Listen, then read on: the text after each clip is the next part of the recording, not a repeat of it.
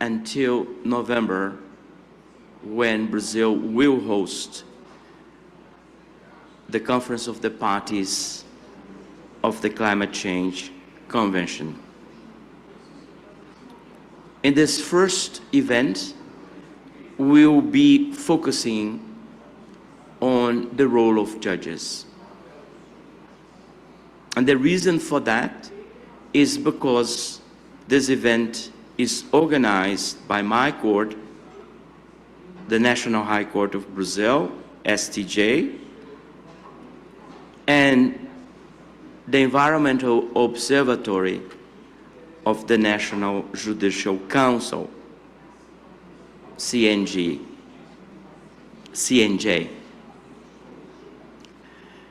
There are several other organizations that have joined us. I will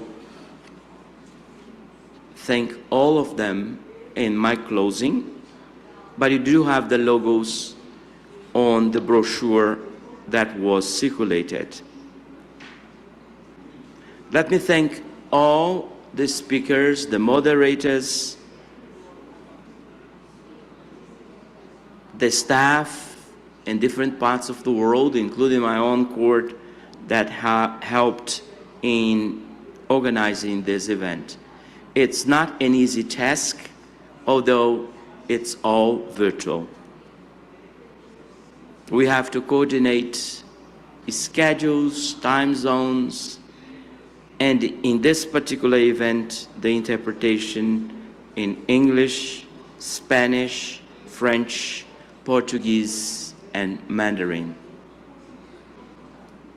For those that are not used to Zoom, there is an icon with a globe, and that's where you click in order to select the language in which you'd like to listen to the different presentations. Each speaker will have 12 minutes, and the moderator will have a couple of minutes for the opening statement. As you can see in the program, the event is divided into 2 days because of time zones. Today we have the first block, and tomorrow we are going to have the second block. Finally, in this very brief opening, of course, in 12 minutes, each speaker will be able only to give a panorama of what is most important in the particular area that she or he works with.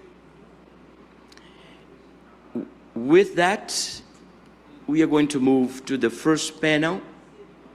But before I do it, let me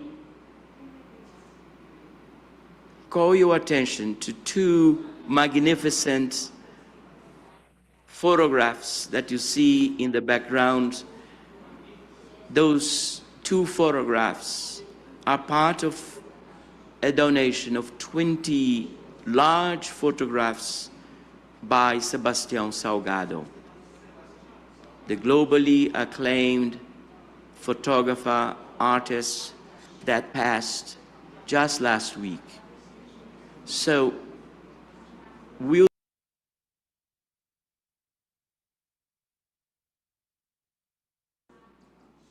to present our condolence on behalf of the judges of the world, and say that his art will be permanently with us in our court, making this court much more beautiful than it has been. On that sad note, I end this opening, and I would immediately invite my dear friend and colleague, Justice Martha Koome. She is the Chief Justice of the Supreme Court of Kenya. Those that have had a pleasure, and there are many all over the world, to meet Chief Justice Martha Koome knows that she is an extraordinary judge and a wonderful human being. We couldn't have a better moderator for the first panel that includes Secretary Simon Stiell, Minister Marina Silva, Minister of the Environment of Brazil, Ambassador André Corrêa do Lago, the President of COP30, and Chief Justice Luís Roberto Barroso, who is also the President of the National Judicial Council. He'll be joining us after the two first presentations. With that, let me invite immediately my dear friend and colleague, Martha Koome. Thank you very much, my brother, Chief Justice Benjamin Antonio. Let me also recognize all the members present and all the members of the distinguished panel, esteemed guests, distinguished ladies and gentlemen. A very good afternoon from Nairobi, Kenya. Good morning, good evening from wherever you are participating from. It is an honor, a great honor for me to welcome you to this important and very timely panel on challenges and opportunities of COP30. I bring very warm regards from the Kenyan judiciary, and I thank the hosts, the National High Court of Brazil, for bringing us together at such a defining moment in climate and legal history, where we can discuss an end and anticipate and look at the gaps that have existed since we started this journey of climate change. We meet not as judges, lawyers, and policymakers, but also as guardians of our constitutional orders, other legal and statutory orders, international obligations and agreements we have entered into. We meet at this unprecedented time to look at the global changes and see the transformation that can be brought by COP30. Importantly, this is not a typical climate change conversation. For me, it is an engagement with judges, policymakers, actors, specialists of climate change. And that it matters so much because in a few months, specifically in November this year, 2025, the world's attention will be focused on Belém, Brazil, where COP30 will be happening. COP30 will focus on the reduction of greenhouse gas emissions. It will focus on the adaptation to climate change. It will focus on climate finance for developing countries. It will focus on renewable energy technologies, preservation of forests and biodiversity, and climate justice and the social impacts of climate change. Colleagues, ladies and gentlemen, considering the thematic areas of COP30, which offers profound challenges and real opportunities for our legal systems, especially for judiciaries across the world, we are very happy about this symposium because it's going to help us reflect on the opportunities and challenges ahead of COP30. Today, we are deeply privileged to have a distinguished and very rich and diverse panel, like our host has already stated. We are going to have the Secretary, Simon Stiell, of the United Nations Climate Change Executive Secretary, speak to us. We are going to have Minister Marina Silva, who is the Minister of Environment and Climate Change in Brazil. We are going to have my colleague, Justice Luís Roberto Barroso, who is the Chief Justice of the Supreme Constitutional Court of Brazil, and Ambassador André Corrêa do Lago, the President of COP30. In the next 45 minutes, the panel will share insights on the opportunities and challenges of COP30, as well as the guidance on the road ahead.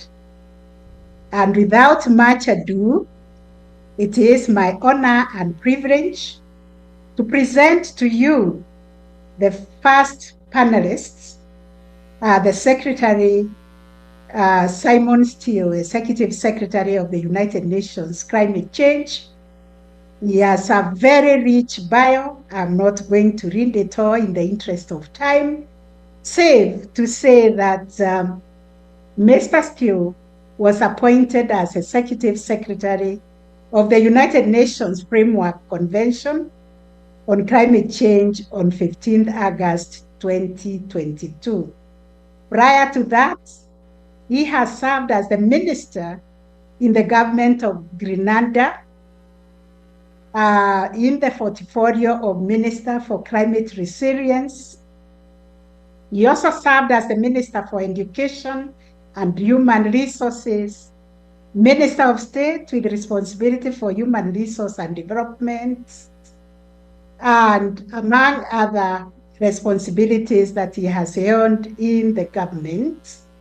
And before he joined the government, he had a wonderful career in technology, and he trained as an engineer in London, where he holds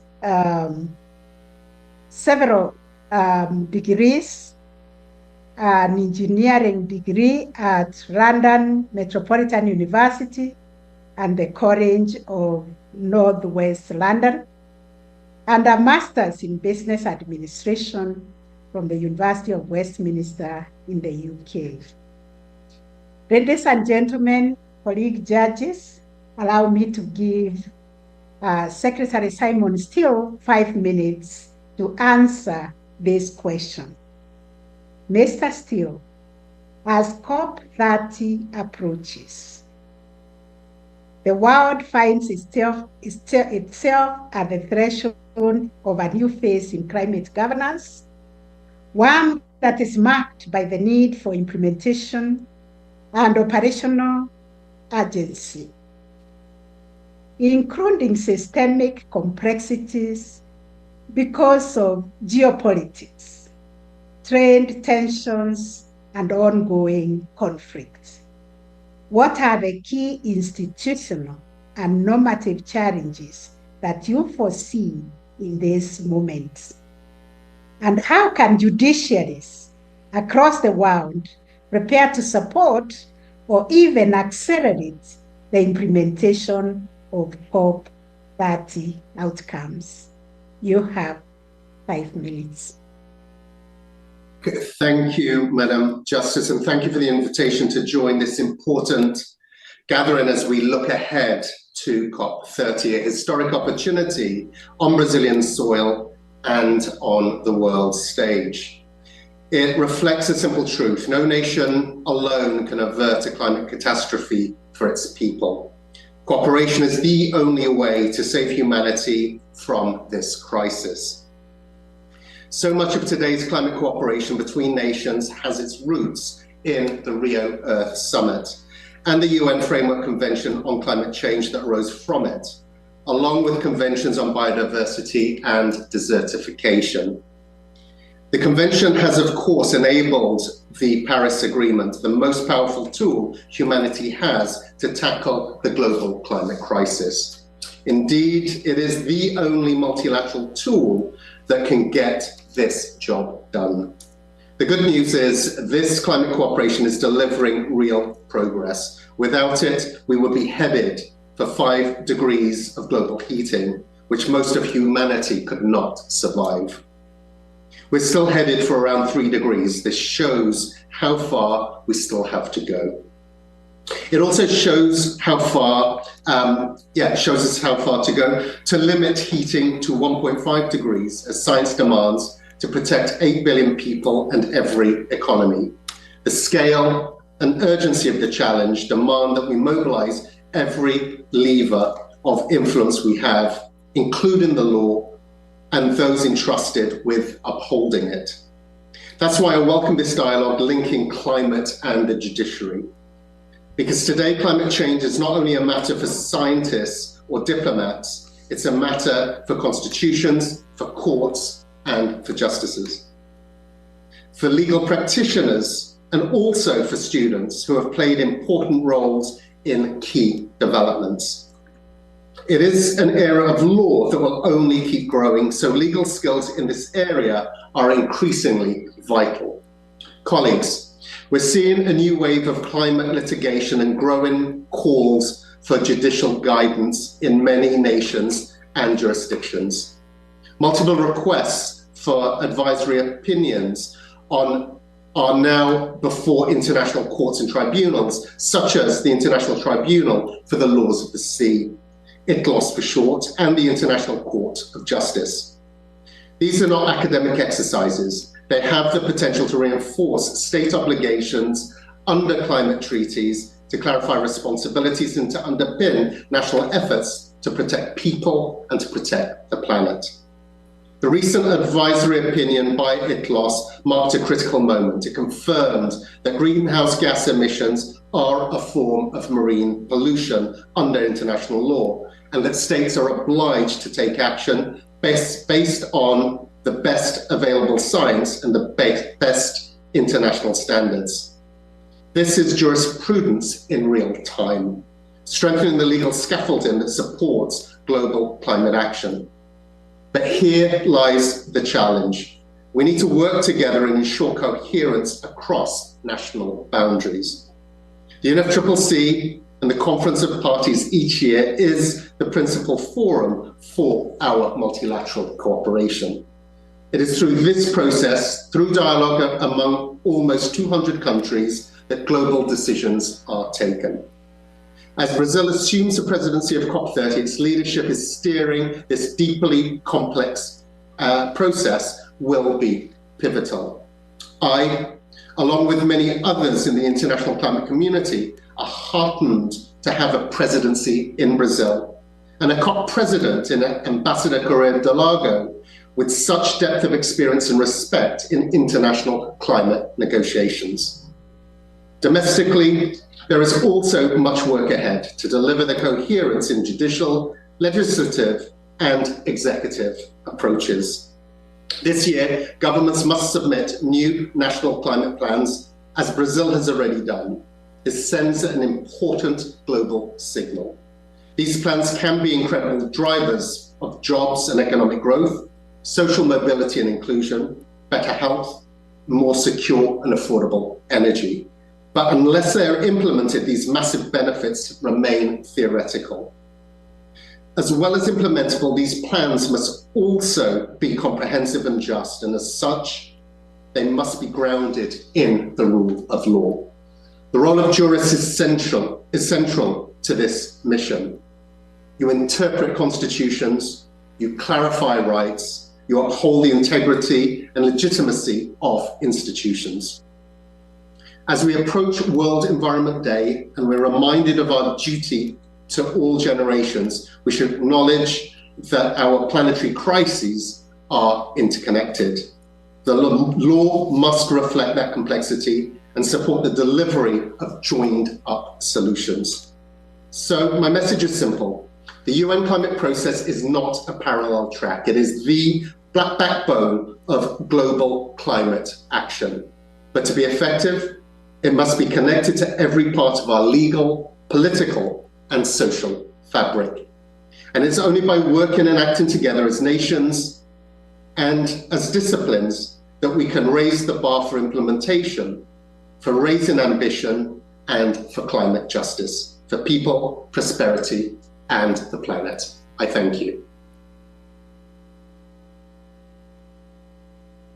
Thank you very much, Secretary Simon Stiell, for that presentation and reminding us no one country can succeed in ensuring climate change, and that we have sufficient laws, treaties to help us and then help the judiciaries enforce the breaches in climate change. The next speaker is going to be Minister Marina Silva, who is in the Ministry of Environment and Climate Change of Brazil.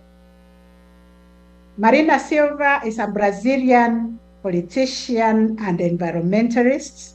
I must say, is the founder and former spokeswoman for the Sustainability Network Party. And during her political career, Marina Silva served as a senator of the state of Acre between 1995 to 2011. She served as the Minister of Environment from 2003 to 2008. One of her main achievements was the establishment of the plan to prevent and combat deforestation in the Amazon. She ran for president in 2010.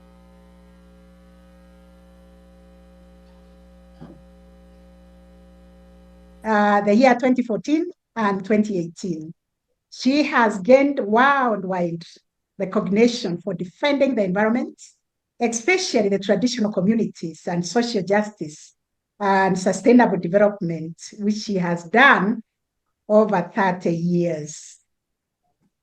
Marina Silva, among so many other things that she has done, was also elected by the British Financial Times newspaper as one of its Women of the Year. She's a member of the Washington, D.C.-based think tank, the Inter-American Dialogue, and in 2010, she was named by the Foreign Policy magazine to its list of top global thinkers. I have the honor and the privilege to invite Minister Marina Silva to speak to us. You have 5 minutes. Muito obrigada, Ministra Marta. Ministra Marta, quero dizer que estou muito feliz de poder participar aqui desse fórum tão importante sobre a questão da mudança climática e o papel da justiça em tudo isso. E quero cumprimentar também meu querido amigo ministro Herman Benjamin, o presidente da Suprema Corte.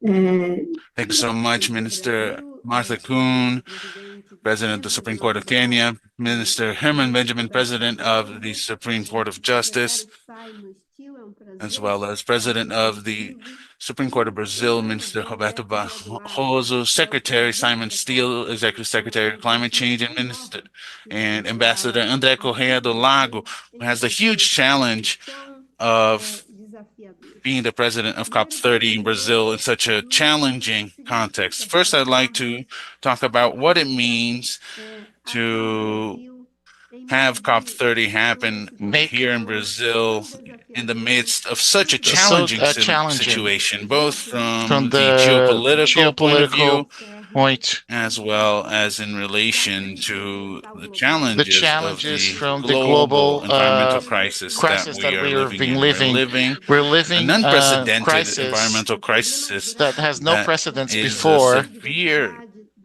problem in the loss of biodiversity, the increase of desertification, overwhelming problems of ocean pollution, and above all, a kind of environmental Armageddon, which is climate change, that which may be the vector and the root of processes of unbalance that can not only destroy our lives, but as the philosopher Hannah Arendt said, may destroy the very conditions in which life was made possible for us. Today, climate change is not only a diagnosis to be carried out for the future, as it was 33 years ago in the summit in Rio 92, Echo 92, where we had scientists, activists, political leaders, social movements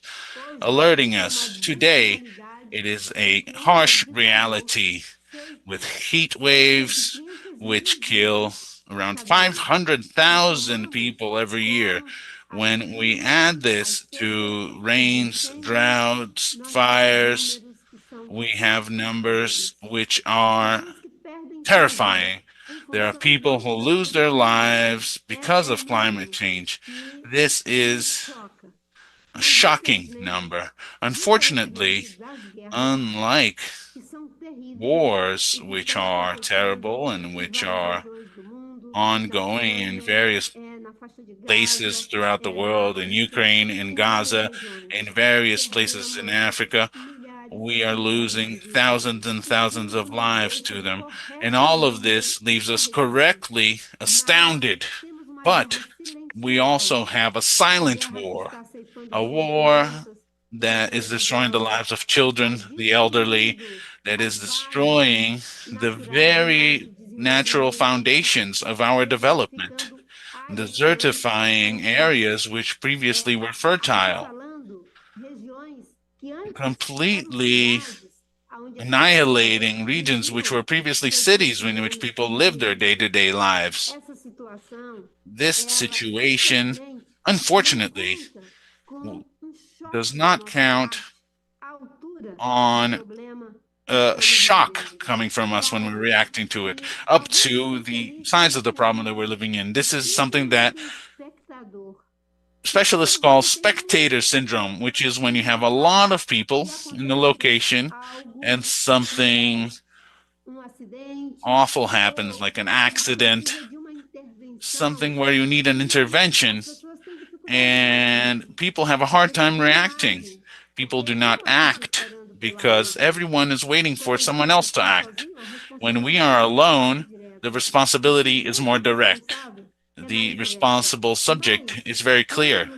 But when this is an action that must be carried out by many different people, this accountability, this responsibility is diffused. And in the case of climate change, it's the same. So we are now living a spectator syndrome, a climate spectator syndrome.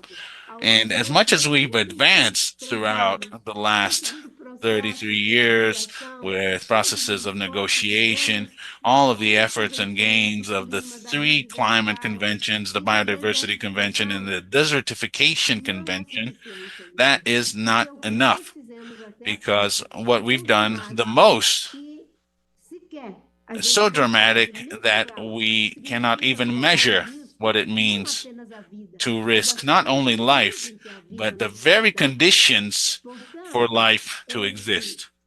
Therefore, this meeting that we have here today, so that we have the sense of gravity of the climate emergency, but also so that we must have strength, power to actually put our capacity to believe by building. And we've built a lot. We believe that it was possible to produce power, electricity from wind, water, the sun, and biomass to substitute fossil fuels. We already have the technical answers for that. What we need now is ethical and political commitment of using the techniques that we have to actually face these issues. Another issue that I'd like to mention is that when I see courts of account, when I see justice courts, the people who are responsible for the application of the law and who are involved, as we have great examples here in Brazil, in our courts, in people such as Justice Herman Benjamin and Justice Barroso, Justice Flávio Dino, among others who have dedicated themselves to this agenda. Something that I'd like to mention is that we need to align our actions, not allowing the Earth to heat more than 1.5 degrees. We need to align financing, we need to align our goals, our CO2 emission reduction goals, transitioning to the end of the use of fossil fuels, transition towards the end of deforestation, making a fair, planned transition to the end of the use of fossil fuels and deforestation. But we also must be aligned in the means of implementation in these efforts. As for our resources in the order of 3.3 trillion need to be aligned so that we may reach these results.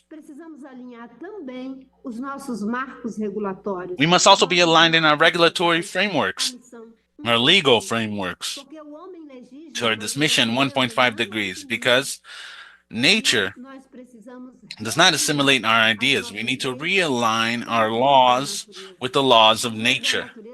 The laws of nature aren't changing because we need to meet our needs. It's fair that we seek to meet our needs for a life that is comfortable, but the laws of nature don't change because of the fairness of our demands. So we must create synergies between our demands and the natural laws. Most of the time, over the past 300 or 400 years, we've been transforming nature into money. It's now time to use this money to restore what was lost, to preserve what still exists, and to use this money and to use what still exists wisely. In this sense, the laws which must be aligned to this goal of 1.5 degrees have been favoring us throughout the world. And here in Brazil, we have one of the best environmental legislations.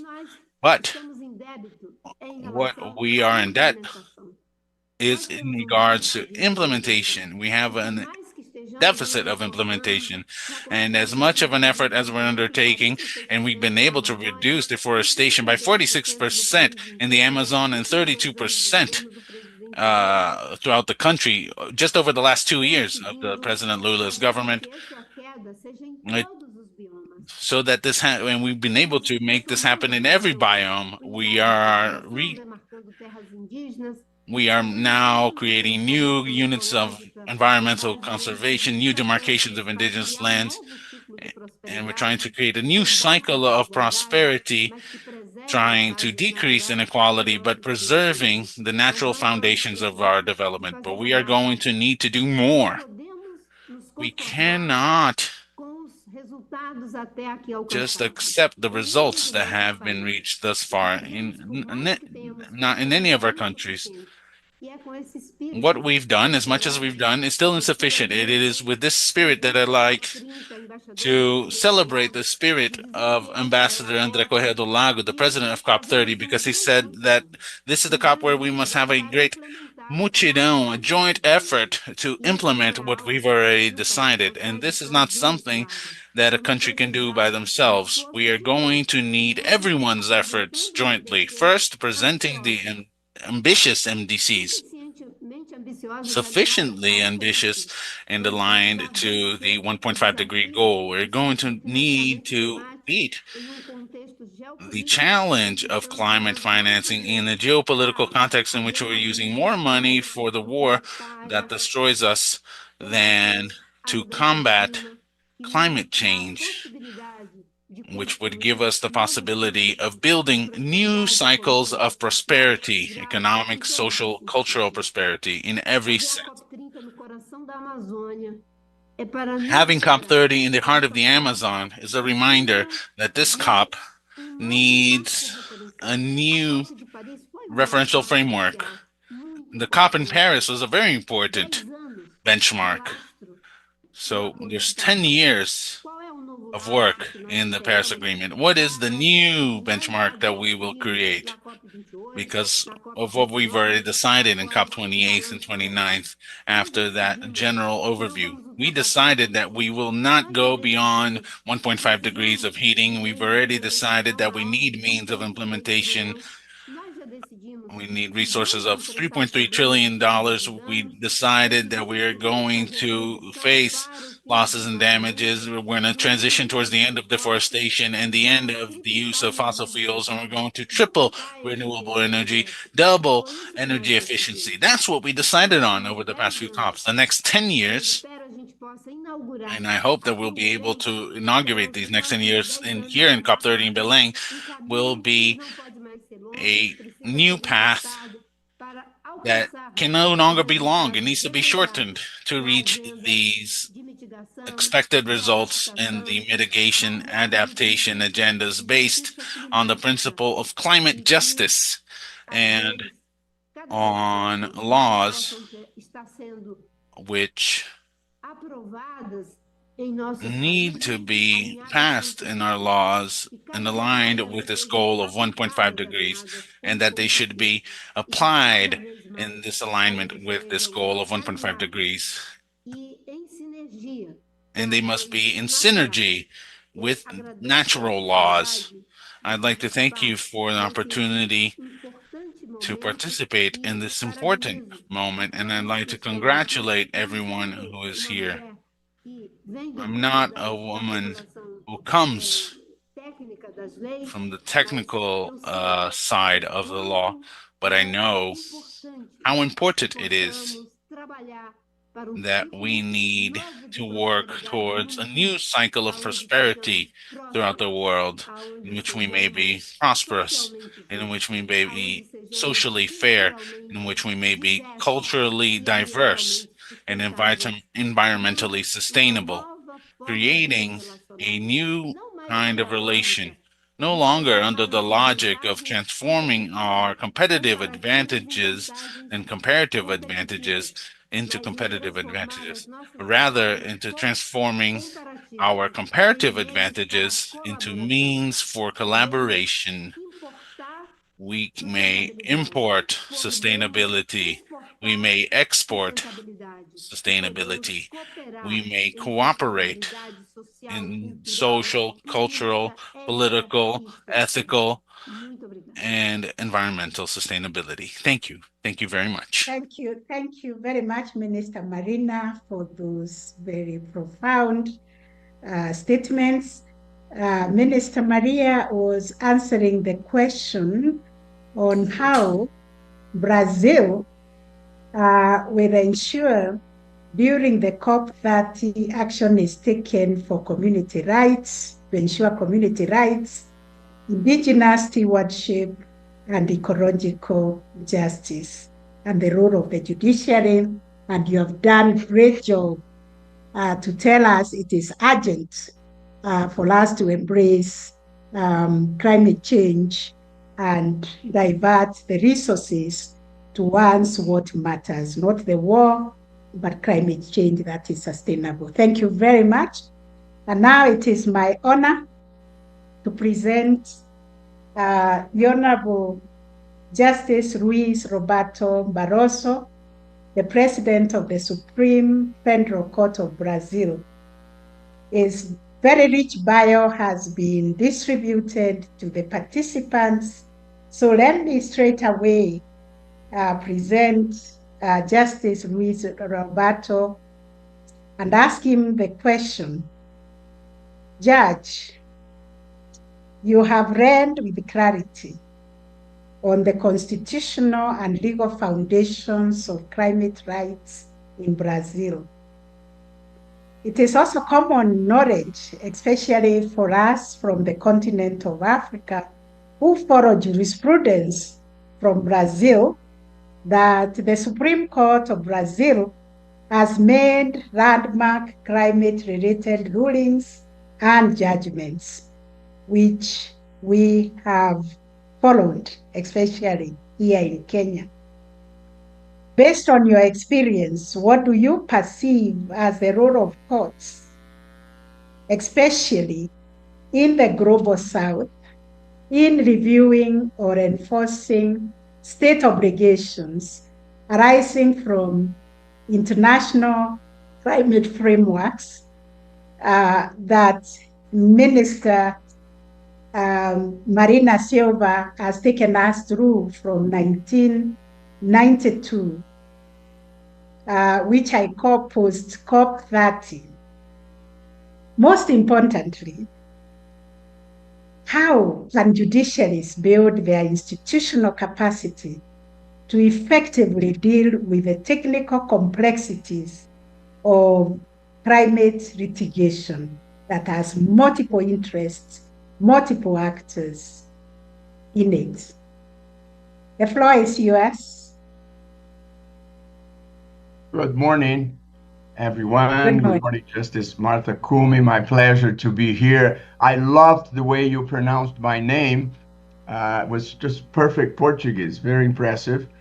I'm also very impressed with the size of the table of Justice Herman Benjamin, who I have my pleasure to greet you here this morning too, and also Ambassador André Corrêa do Lago, who is leading the efforts for COP30 in Brazil. It's a real pleasure to be here with all of you, and I will try to be very brief in my points here.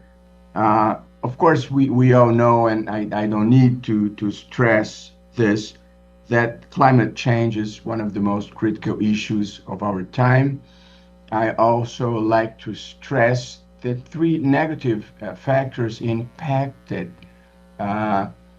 First is a certain degree of ignorance still and denialism, despite the majority, almost unanimity of scientists attesting that the way we've been dealing with the planet is the main factor causing climate change.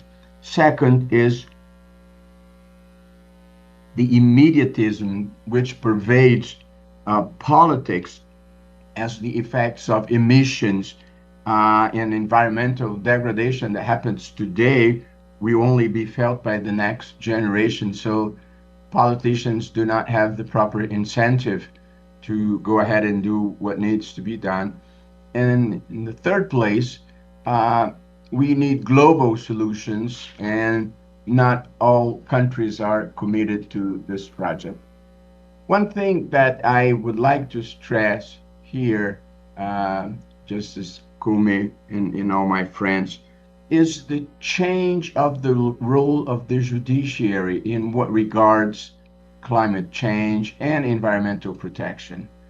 At the beginning, as we all know, courts would not really get involved by saying that there wasn't proper standing for filing lawsuits, or that the issue was a political question and that the judiciary was not the appropriate instance to deal with the problem.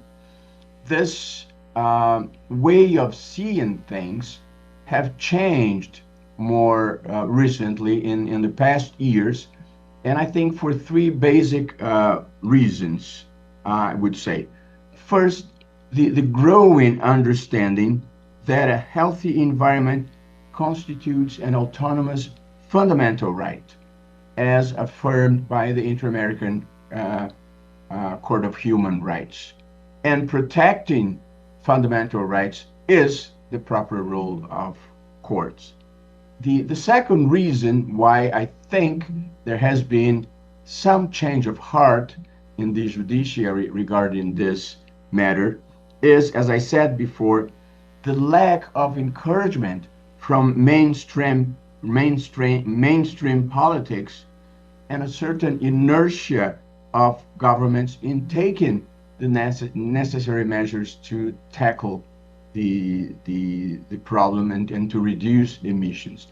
And thirdly, and very important, the need to protect those who do not have a voice or a vote, such as children and future generations, including people that have not yet been born. So I think these three factors changed the way the judiciary deals with this matter by encouraging many courts throughout the world to take action regarding climate change. And there are two important examples I like to mention.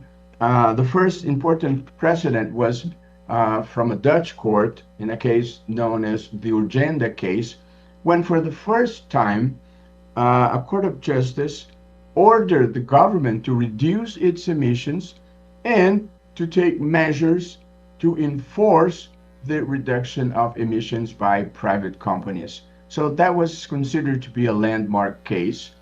And much later, and more recently, like a couple years ago, the German Constitutional Court rendered a very important decision in the Neubauer case, and in which I think for the first time the concept of intergenerational justice was inserted in a decision by a high court by striking down the one part of the climate legislation in Germany by saying it was unconstitutional for leaving too much burden for the future generations in tackling climate change. There has been a third decision that was reversed recently. It was a very interesting decision in the case known as Milieu de France, also in Holland, also a Dutch case, in which the court decided that one oil company, Shell, ordered Shell to reduce its emissions worldwide. And this decision was celebrated because it was the first decision that was requiring a private company to try to meet the goals established by the Paris Agreement. However, this decision was reversed. And I was talking about it some time ago, a few days ago, and I said if I were a court of a trial level, I would probably have decided the same way. But if I was in the appeal court, I would have reversed it. The reason why it was reversed was pretty fair, which was the following. You cannot order one company that does business in a very competitive market to reduce its emissions if you're not ordering the other ones, the competitors, to do the same thing. So it was a good decision, but it was unfair in the sense that you were putting too much burden in one competitor in a very competitive market. So these are the three international decisions that I think I should stress here.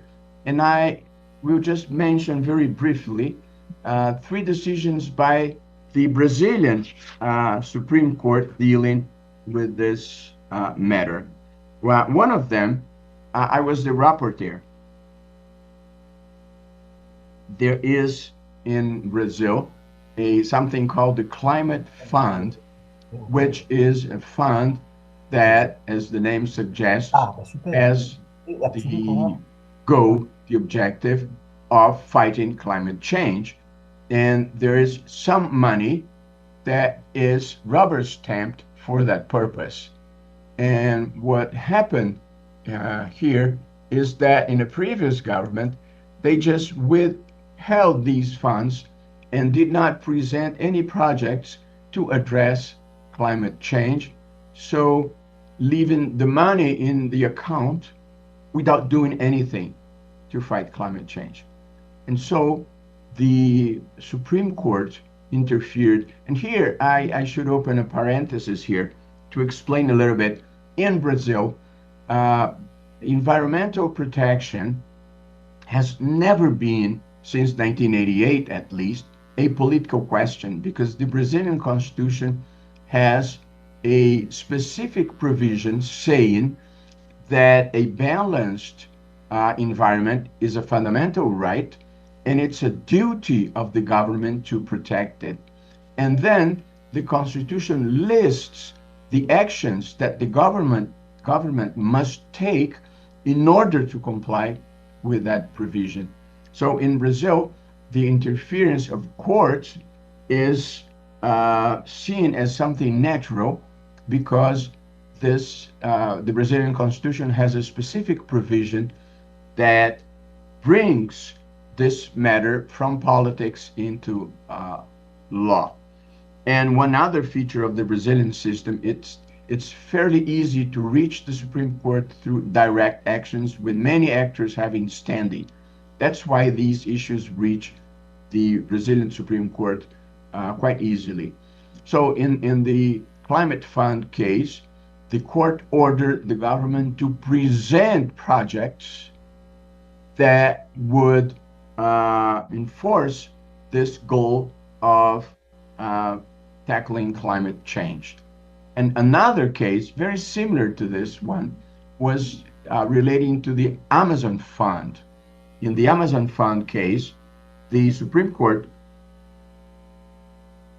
learned from the lawsuit that there was money that was sent by Norway and by Germany under the READ Plus program.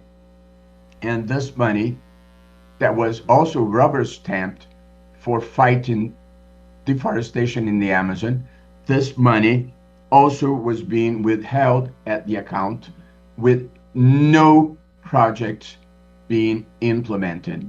And so again, the court decided that the funds should be released, and the government should invest that money in projects fighting deforestation.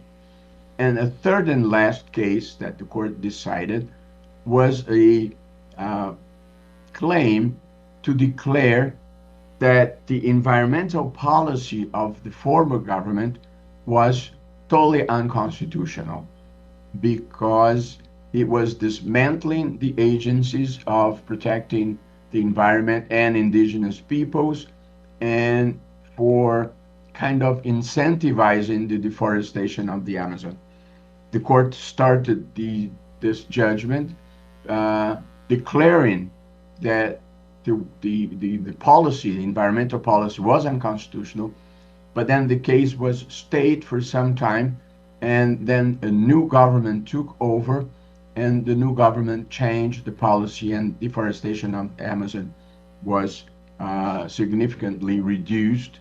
So what the court ordered was some complementations to the plan against deforestation in the Amazon, and also it ordered the government to restructure the agencies that had as their goals to protect the environment and to protect indigenous communities, which in Brazil, protecting the indigenous communities also means protecting the environment, because usually Indian reserves are the best protected areas here in the country.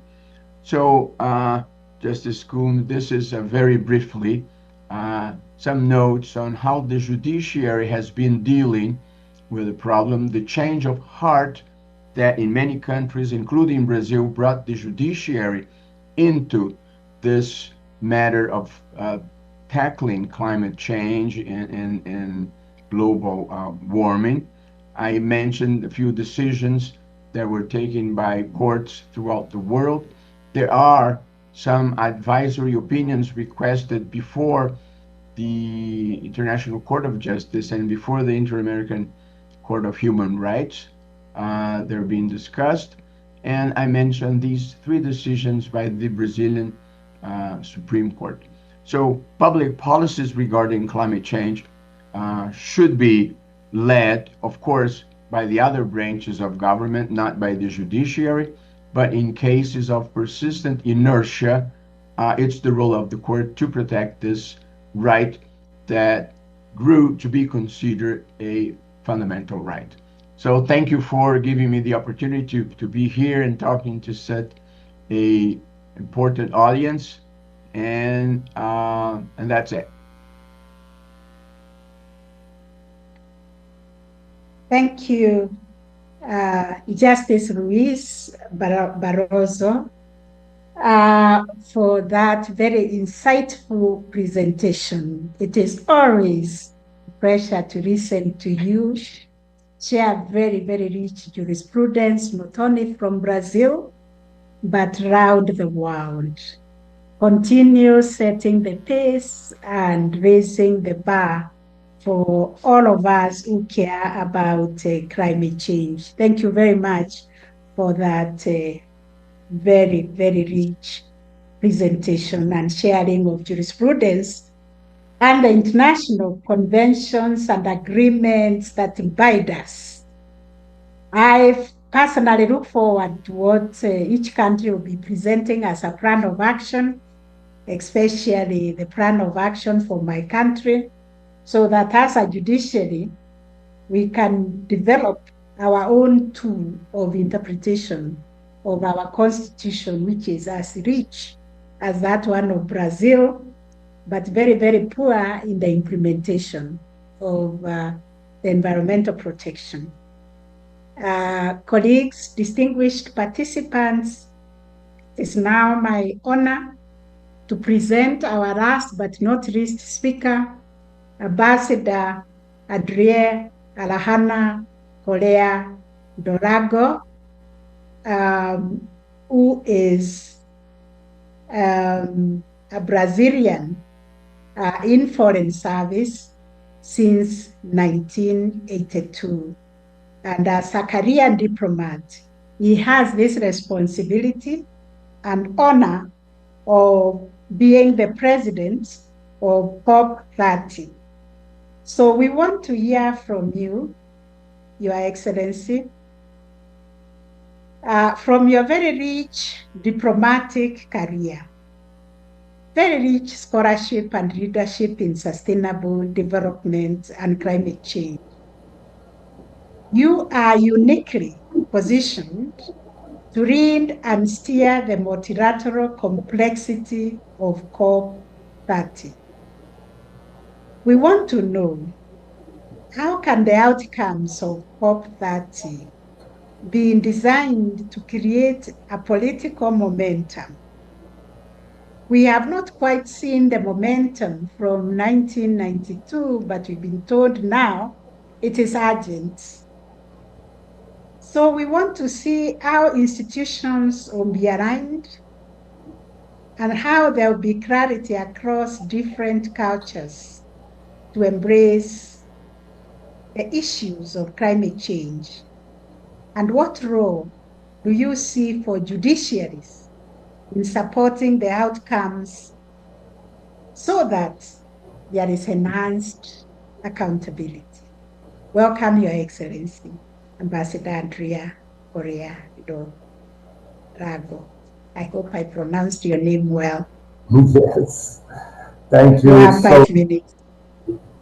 Thank you so much, Justice Koome, President of the Kenyan Supreme Court. It's a great honor to participate in this group that includes the President of our Supreme Court, Minister Barroso, who has been an extraordinary voice in Brazil, bringing new dimension to the understanding of climate change through the judiciary, and who presented some fascinating cases now in his presentation. And the honor also to be with my also friend Simon Stiell, the Executive Secretary of the UNFCCC, who also, as usual, made extremely interesting points about our circumstance and what we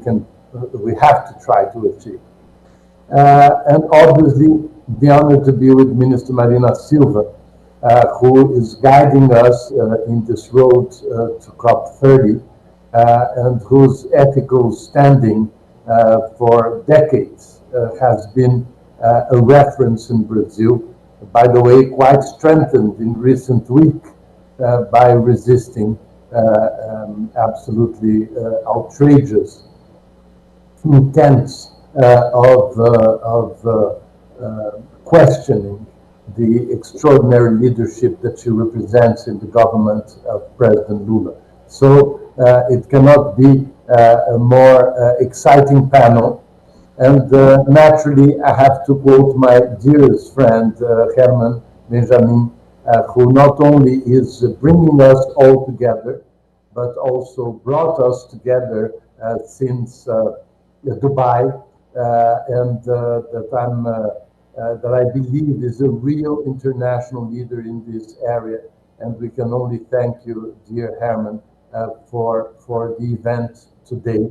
And I must mention what a beautiful idea to put two photographs of Sebastião Salgado, the great Brazilian photographer who passed away a few days ago, and who reminded an entire generation, and now the new generation, of the beauty of nature and of our responsibility regarding nature. Sebastião was one of the most significant humanists of our generation, and his losing him a few months before the COP is extremely sad, even more because we were working very hard together to make sure that his work would be present, and it will be present at COP30, because he is an international reference and a pride of Brazil.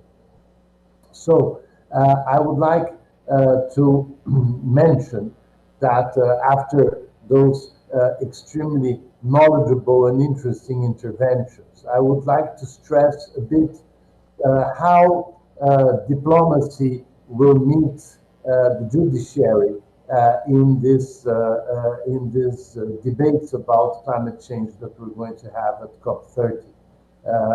And I believe that many very interesting points were already mentioned.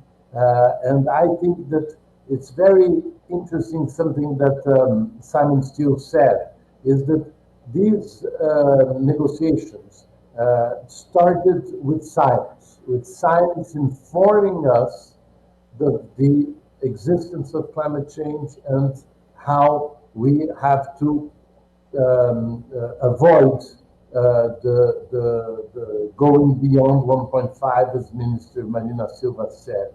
But I think that the logic that Simon put, which is very good, is that first we had science, then we had politics. Little by little we had businesses, then economics. Now we are in the middle of a great discussion about the economic importance of fighting climate change and how fighting climate change can open new doors to the economy, to progress, and to the quality of life of people.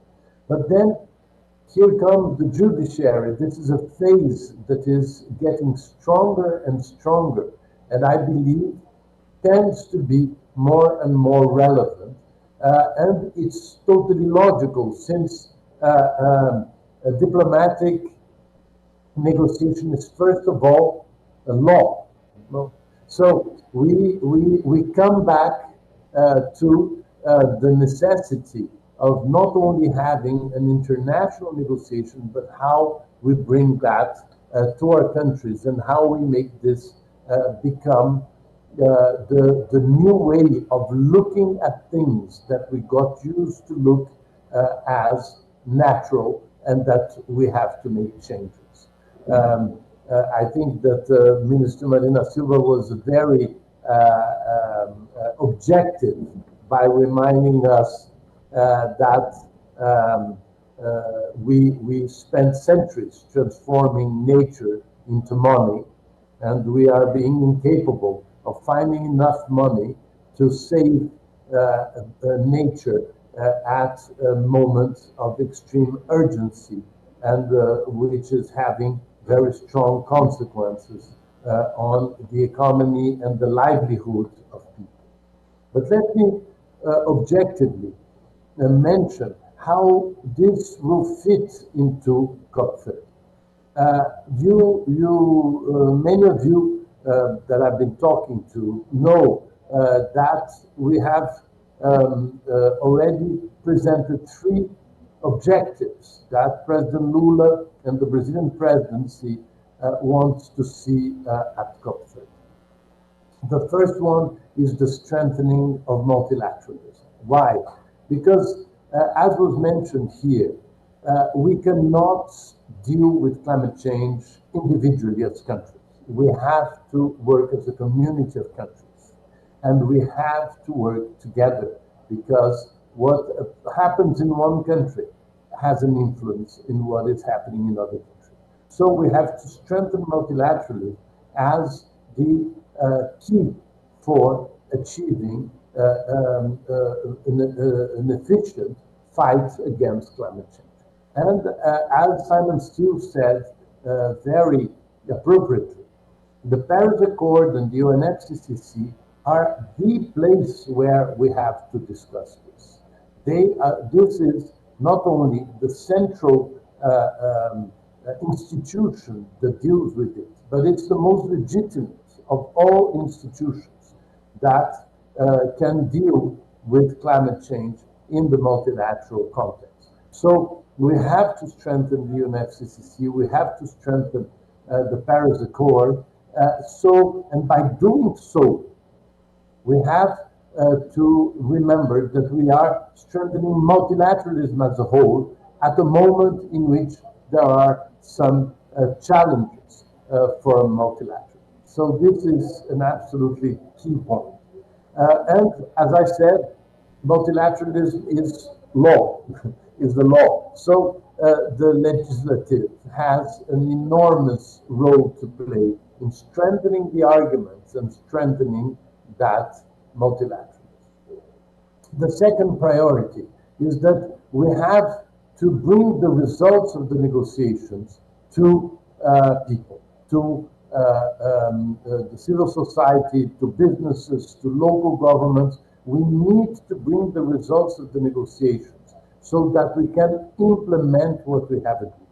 We have agreed on so many things since we signed the Paris Agreement that we have enough substance to implement.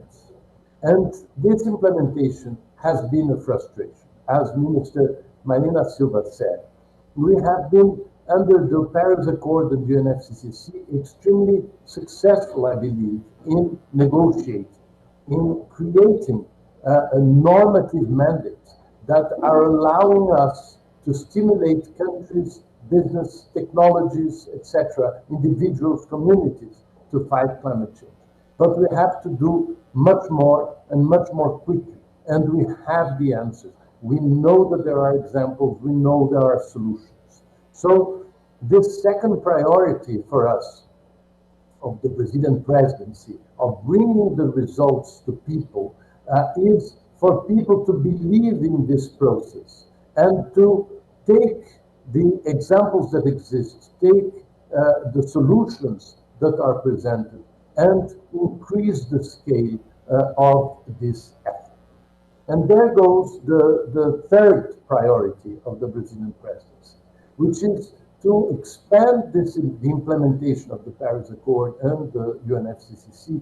We need to use all the institutions that we have to make sure that something that is so cross-cutting as climate change can truly penetrate in all the dimensions of our life and the life of our societies.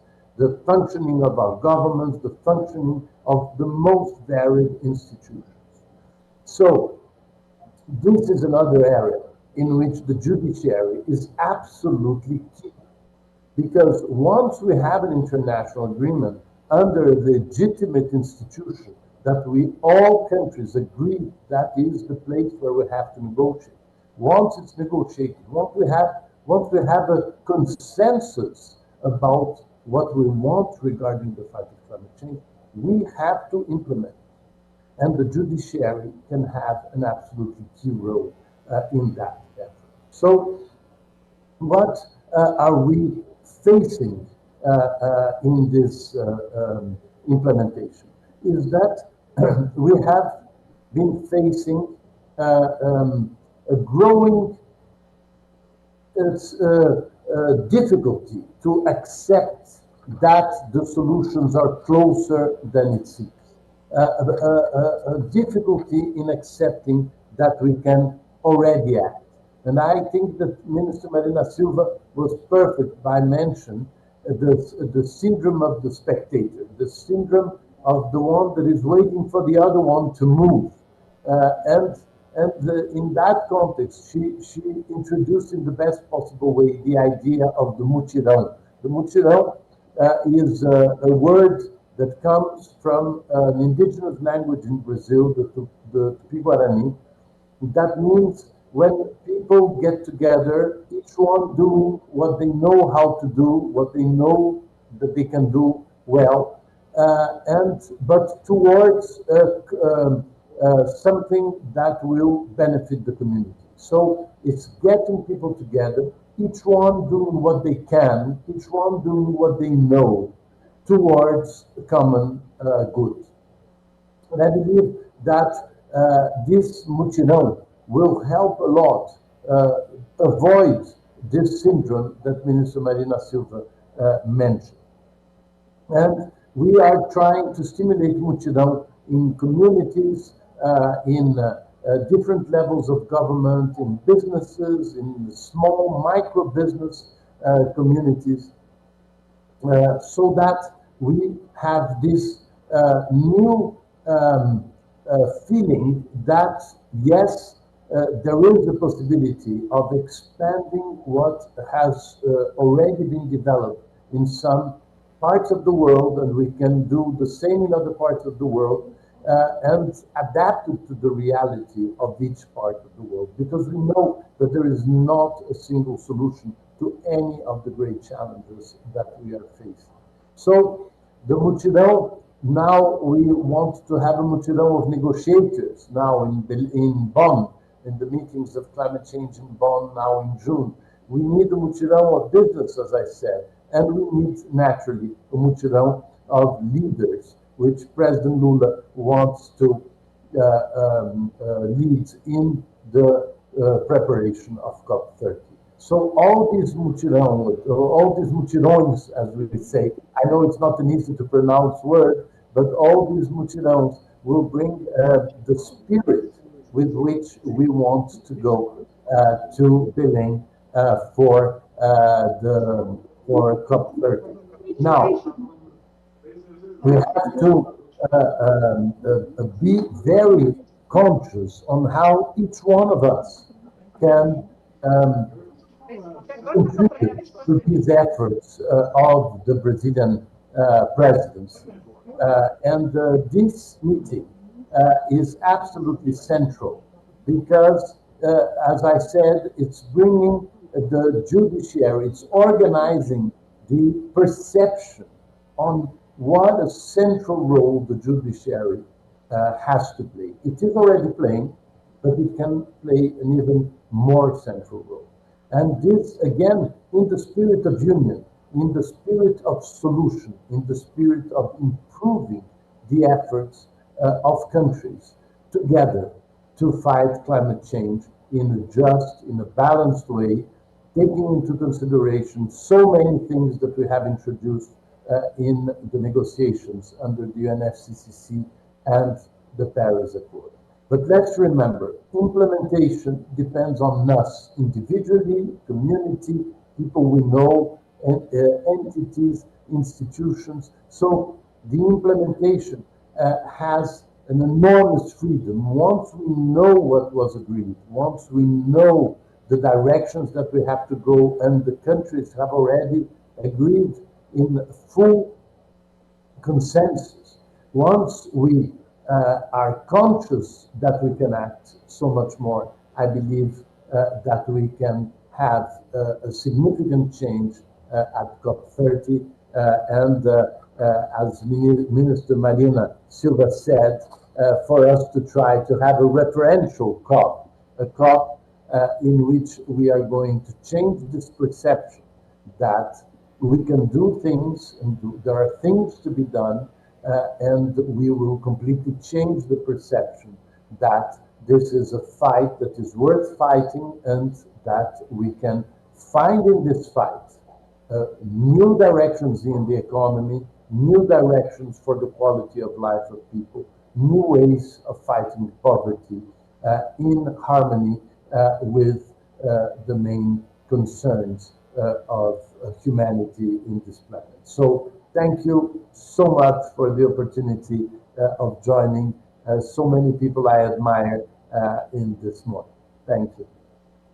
Thank you very much, Ambassador André Corrêa de Rogo, for that very rich presentation.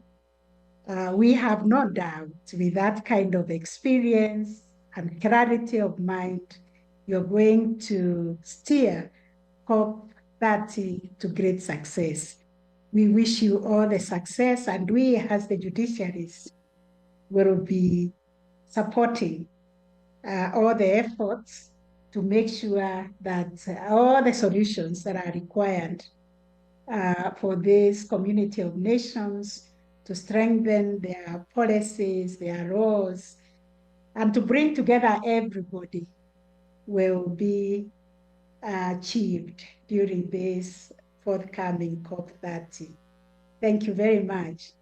And now, colleagues, I want all the panelists to give 3 sentences of how each one of you look ahead to Berem and beyond.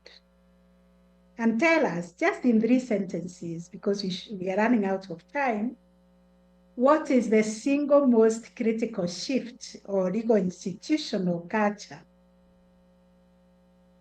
that you believe is needed to ensure that the legacy of COP30 is not just a political convening, but it is going to be a forum where we are going to discuss honestly what is achievable, what has been achieved, what has not been achieved, and the equitable, sustainable way of ensuring that we protect our environment, not just for this generation, but for the future generations. There's 3 sentences, and we'll start with Secretary Simon Stiell. Yeah, well, I have to intervene here, Justice Koome. We have 2 questions that we selected in addition to the questions you propose. One from Juliana Almeida from UNEP, and the other one from Wendy Liss, that I will ask Wendy Liss questions in the next panel because it's more directed to the judges. The question that Juliana Almeida from the Law Division of UNEP poses is the following. What measures could be put in place to have diplomats, negotiators, policymakers, scientists, and judges in the environmental space talking more and having greater policy alignment on environmental protection to effectively address this urgent crisis we are living in? This is the perfect question for Ambassador André Corrêa do Lago.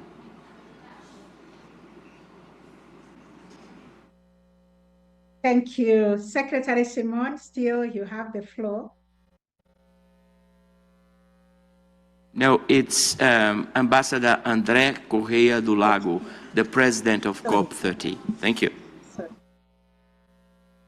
So, Justice Koome, so I'm going to follow the instructions of Herman, Benjamin, and I'm going to answer, try to answer the question that we have just received from Juliana. Well, that is a big issue, but I think it was wonderfully formulated because you used the word alignment, and alignment for us is an absolute priority, as I mentioned in my first letter to the international community. So, what measures can we have regarding this? I believe that we can somehow answer the question by thinking of our priority, our third priority, to expand the implementation of the Paris Accord and the UNFCCC. In which sense? I believe that there has been somehow a perception that the implementation has to be restricted to what is done and what can be done under the rules of the UNFCCC and the Paris Accord. The rules of the UNFCCC and the Paris Accord are absolutely central for negotiations because they set the context in which countries agreed to negotiate. But once you have negotiated, once you have approved some decisions, then I believe that all these other experts in different areas, as you were mentioning, scientists, the judiciary, even diplomats, we have to search for the expansion of implementation, not the limitation of implementation. We have to look at this as an opportunity to open doors, not to restrict action. And so this is something that we intend to do at COP by focusing the climate, the action agenda that happens in parallel to the negotiation. It's to concentrate the action agenda on the implementation of what has already been agreed. Sometimes the action agenda is used on testing the ground for ideas that may become negotiation. We, as Brazilian presidency, we believe that the action agenda has to concentrate on implementation. Why are we saying that? Because the action agenda brings to the COP local governments, businesses, technology experts, local communities, indigenous peoples, all the civil society in all its representation. So the action agenda has this legitimacy of opening the theme to the world to be able to implement. So the role of the international community of climate experts, of businesses, of civil society is to bring to their governments their positions for the governments to negotiate. Now, once it's negotiated, the subject goes back to society. And society then has to align. I love the word that you use. Society has to align in the implementation of what was agreed. So I truly hope that at COP30 we will be able to show the difference between negotiating and implementation. And the implementation is something that opens enormous opportunities. And so the mutirão also is a form of demonstrating that implementation is a completely new step and that we have to expand implementation to all dimensions of society. Well, thank you very much. We have just received other questions, and we selected one from Justice Bang Bang from the Supreme Court of Indonesia. He's also the Dean of the Judicial Academy of Indonesia.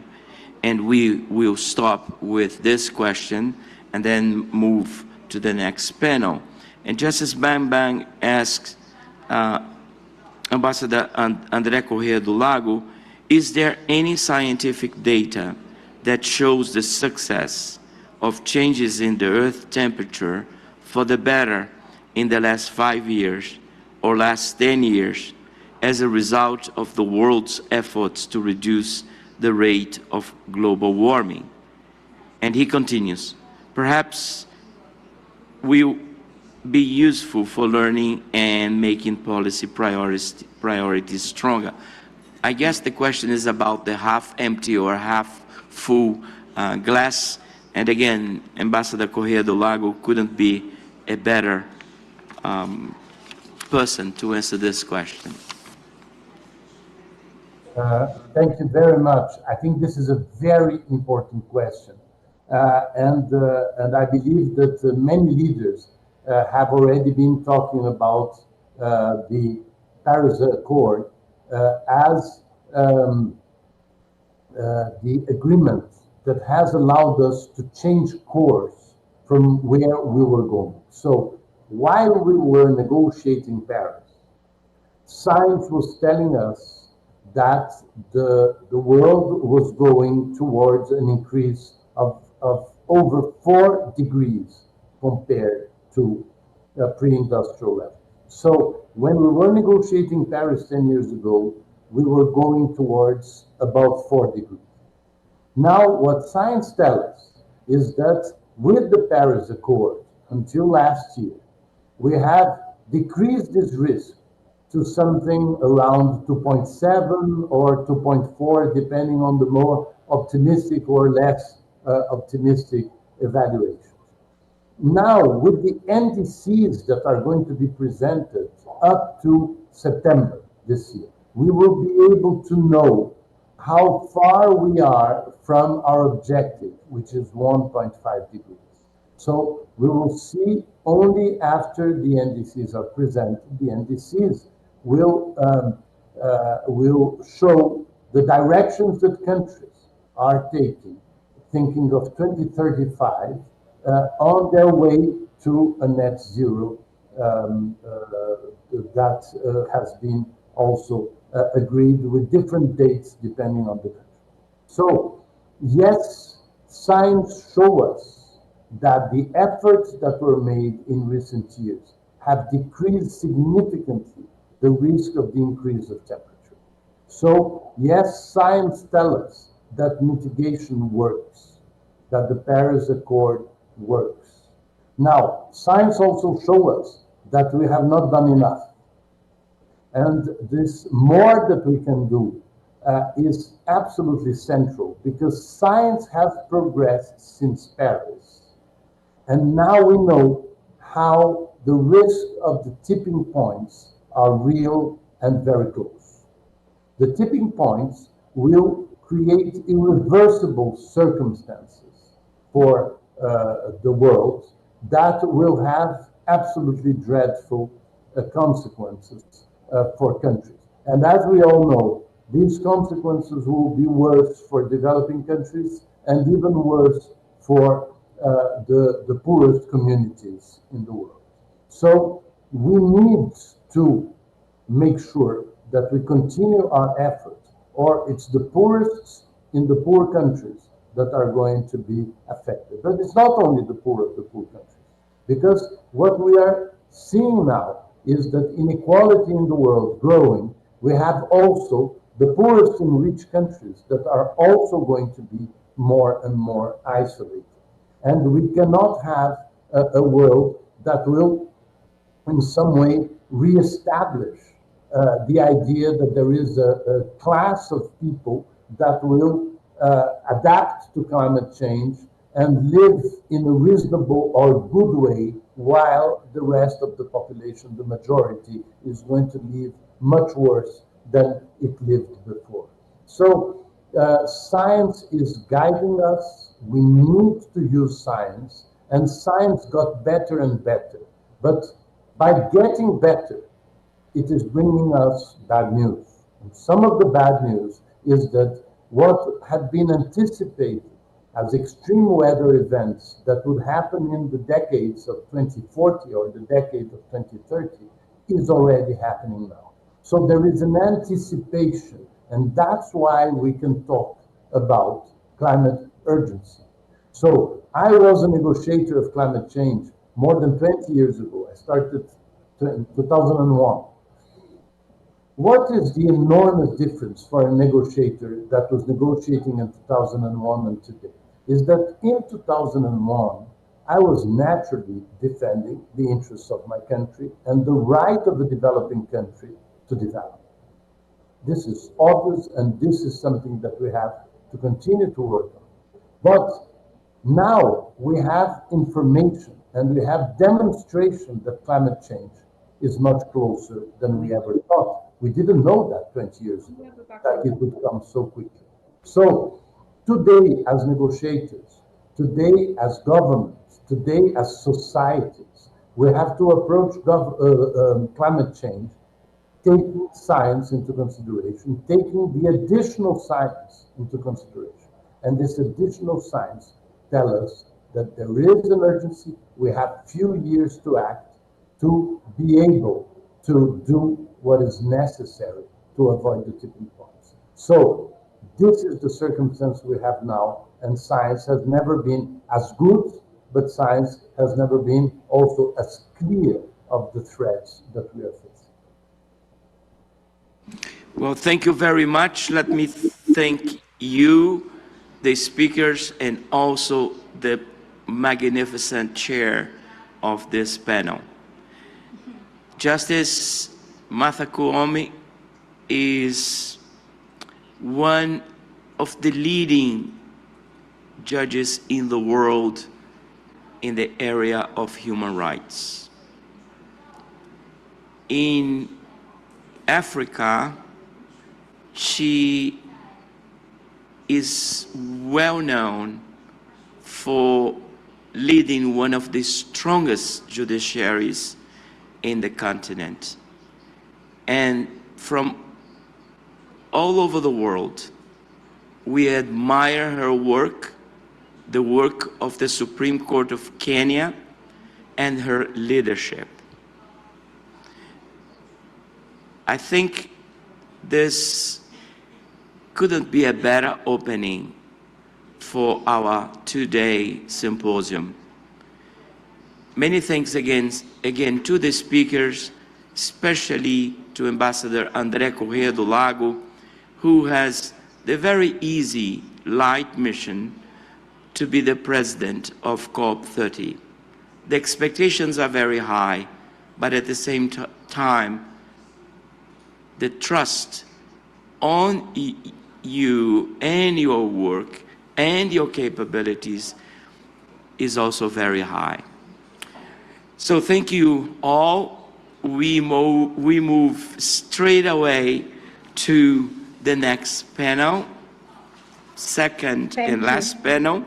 And by coincidence, we have another Kenyan scholar as chair. As you all know, UNEP is headquartered in Nairobi. And Professor Patricia Kameri-Mbote, former Dean of the Law School of the University of Nairobi, and a globally recognized scholar on environmental law, climate change, and other legal disciplines that I will omit, is the director of the Law Division. In this panel, and there is no need to read the bios because the bios have been circulated, we have to save time. we have three leading experts in the global judiciary on environmental law and climate change.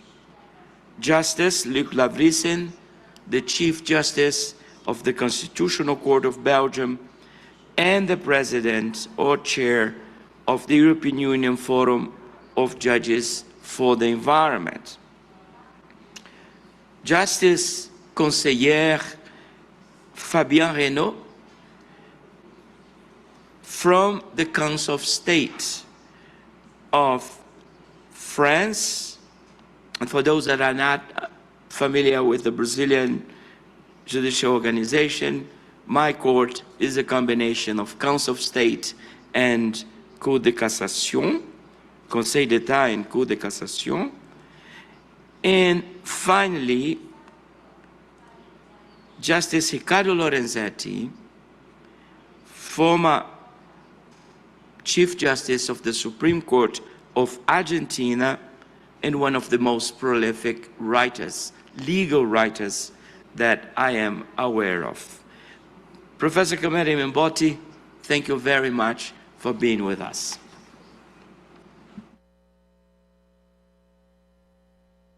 Thank you, Justice Benjamin, for your kind invitation to chair this important panel, looking at the contributions of judges to address the climate emergency.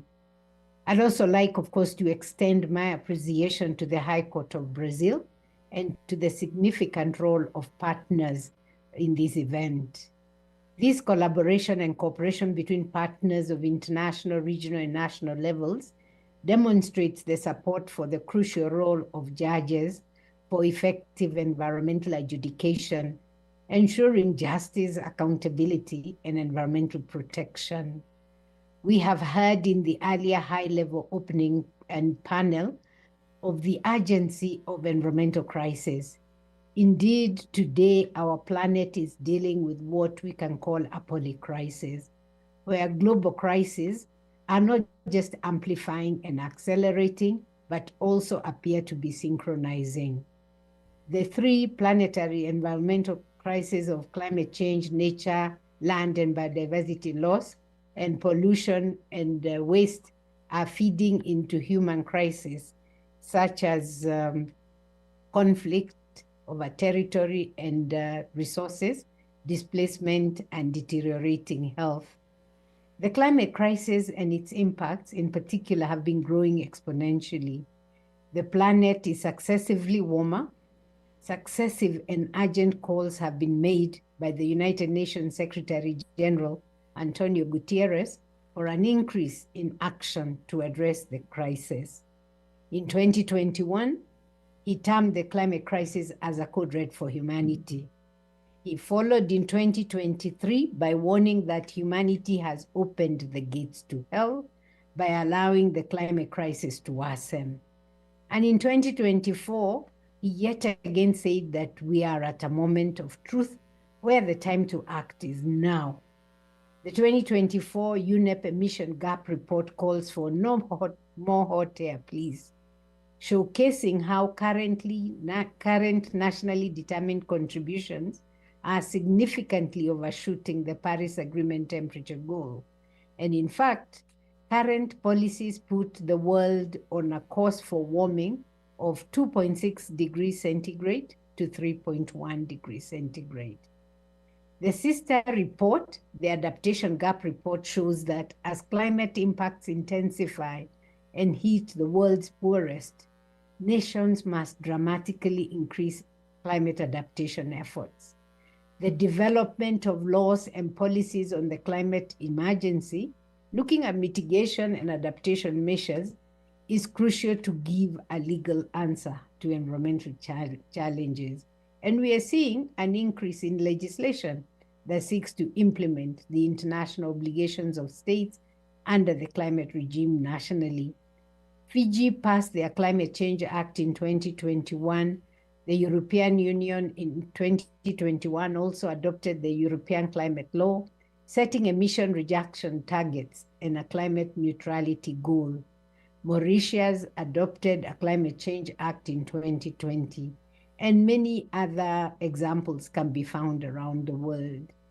More than that, implementation and enforcement are increasingly critical to ensure transformative change of these laws. Climate litigation is rising as one additional tool to seek accountability, justice, and protection of human rights. UNEP's 2023 report on climate litigation found a 2.5-fold increase in climate-related cases since 2017. Today, this number is even higher as communities and individuals are increasingly turning to courts to combat the climate crisis. While UNEP is working on its next version of the climate litigation report that will identify key trends and future directions, some significant developments can already demonstrate the current status of the situation. Over the past 3 years, we can see a multiplication of the recourse to international courts and tribunals. There is the ongoing process for an advisory opinion by the International Court of Justice, looking at obligations of states in respect to climate change. The International Tribunal for the Law of the Sea, ITLOS, for the first time in May 2024, delivered an advisory opinion on the obligations of states to address climate change with regard to the protection of the ocean and the marine environment. Currently, the Inter-American Court of Human Rights is also looking for the second time to the connection between human rights and the environment. And just last month, a request for an advisory opinion was submitted to the African Court of Human and People's Rights. While these opinions are not binding, they do carry a lot of legal and political weight and have moral authority. It is expected that these opinions will influence environmental decision-making around the world, including informing domestic legislation. Regional and domestic litigation itself has also seen many significant developments, with the landmark court rulings reinforcing the urgency of the climate crisis, upholding human rights, and showing the capacity of judges to answer complex environmental cases. In a ruling from 2023, the Seychelles Court of Appeal stated that the right to a healthy environment is the most fundamental right of a human being. In 2017, the Inter-American Court of Human Rights, in an advisory opinion, recognized that the right to a healthy environment is an autonomous right that protects the components of the environment as legal interests in themselves, even in the absence of the certainty of evidence of a risk to individuals. In Nuremberg versus Germany, in a ruling of 2021, the German Federal Constitutional Court ruled that the German Federal Climate Protection Act was inadequate to meet the country's goals to reduce greenhouse gas emissions under the Paris Agreement. And just last week, in the groundbreaking corporate climate litigation decision, Lyciano Lua versus RWE, the German court upheld the principle that companies can be held legally responsible for their historical and ongoing emissions as key causes of climate change, with important contributions to the transnational nature of the case.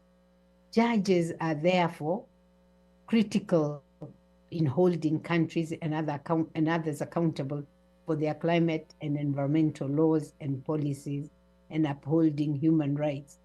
Judges indeed are the guardians and the final implementers of law, and innovators capable of finding solutions that contribute to addressing environmental challenges. Without further ado, I would now like to pass the floor, or more appropriately the screen, to this panel of esteemed colleagues, friends, and trailblazers in the world of environmental adjudication. And I look forward to hear from their experiences in shaping the role of a judge in the environmental context. We will start with Judge Lavresen, who is the president of the Constitutional Court of Belgium, as was introduced by Judge Benjamin. Justice Lavresen, you may take the floor. Thank you, Can you hear me? Thank you. And we can see you very well. Yeah, thank you very much, Madam Chair. I would say good morning, good afternoon, good evening, good night, depending on the place where you are.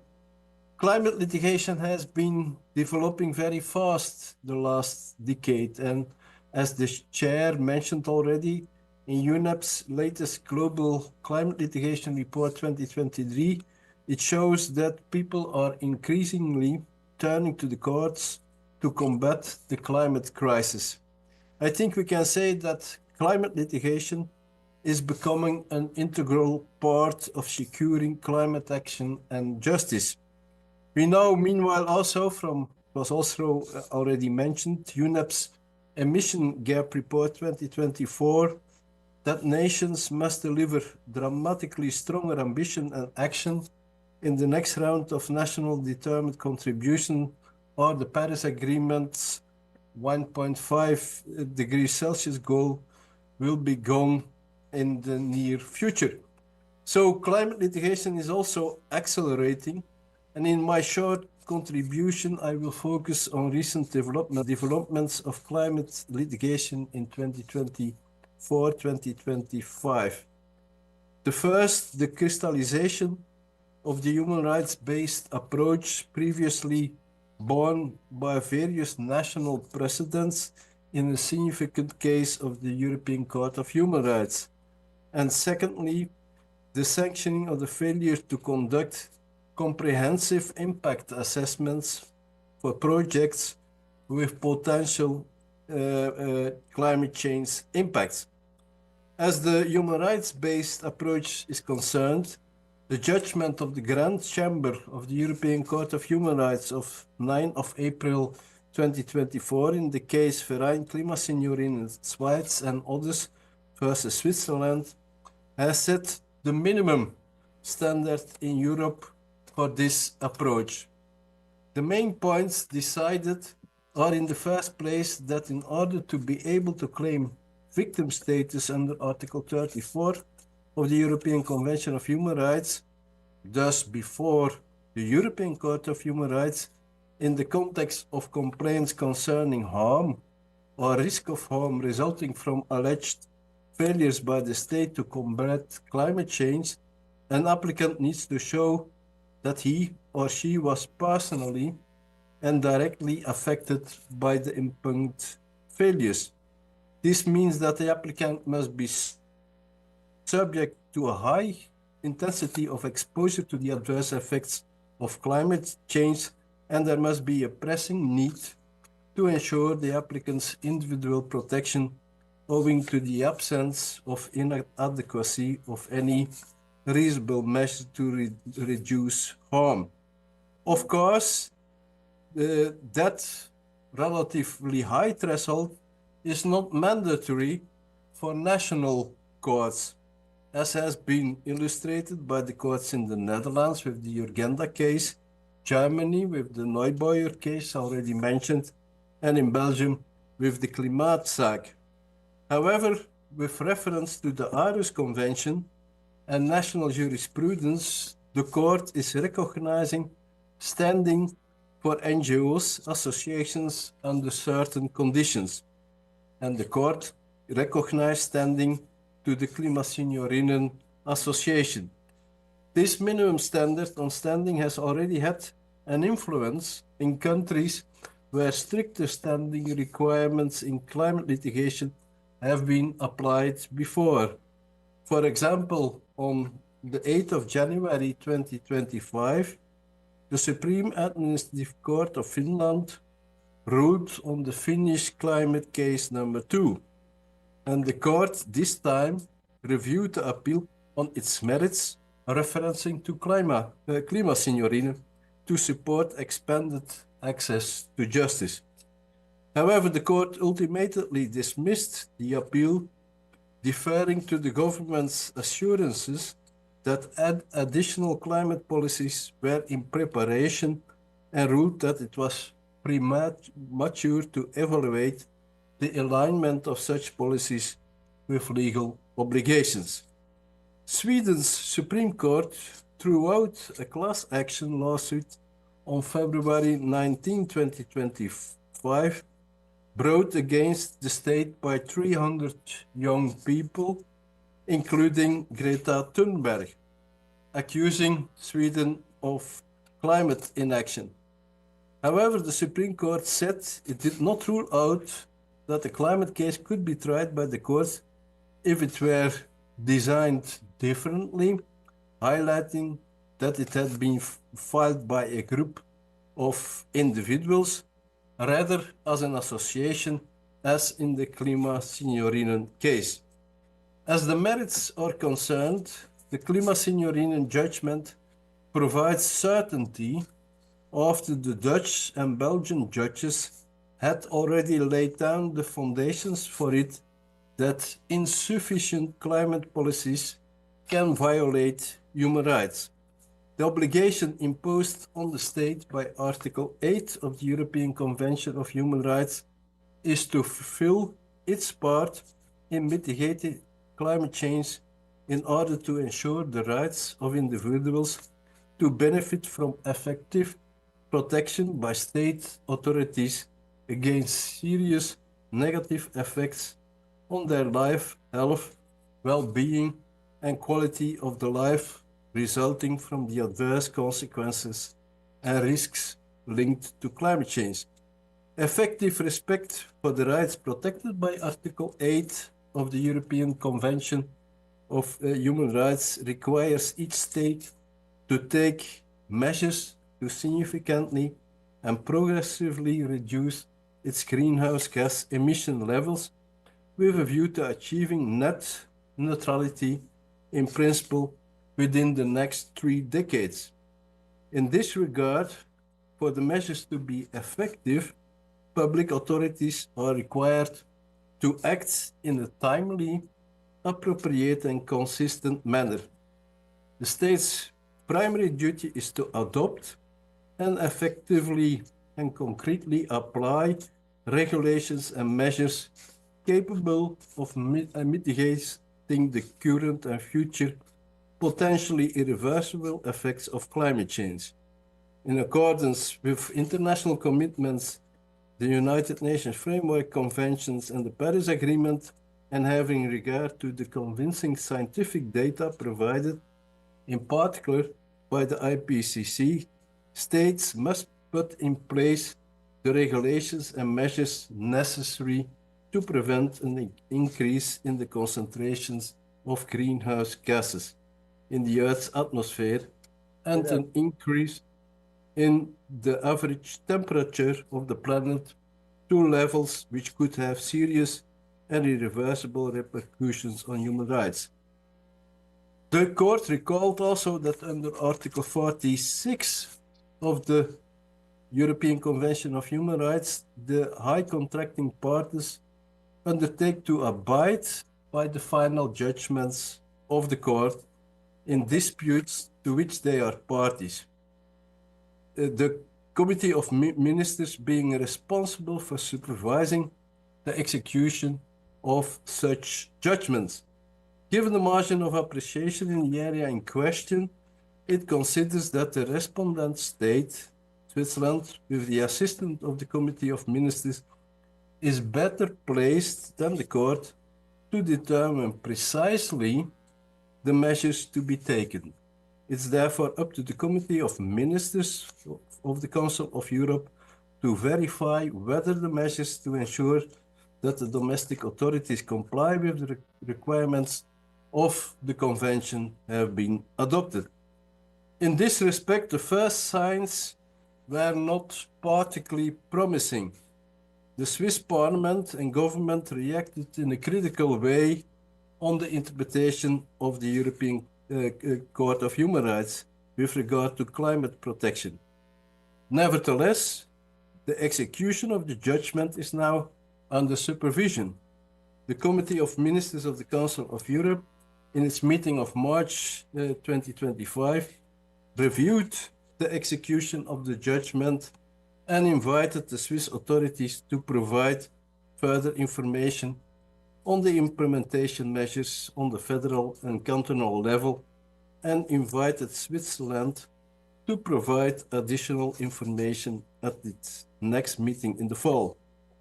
While this judgment is certainly said to have international impact, it's above all of great importance for national courts in the member states of the Council of Europe. The European Court plays a subsidiary role in the application of the European Convention of Human Rights by member states, since it confirms the obligation to first exhaust all national remedies. The intervention of the national judge is crucial. The court also states this unequivocally, and I quote, "In this connection, the court considered it essential to emphasize the key role which domestic courts have played and will play in climate change litigation." This is, I think, a strong message to all 46 national judiciaries within the Council of Europe. Besides human rights-based litigation, there is also growing climate litigation on the basis of climate and environmental law, in particular concerning projects with a noticeable impact on global warming.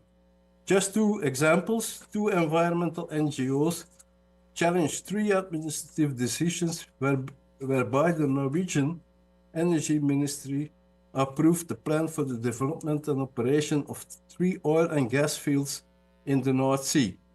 The 3 fields in question have been subject to impact assessments by the companies that are operators and licensees of the fields.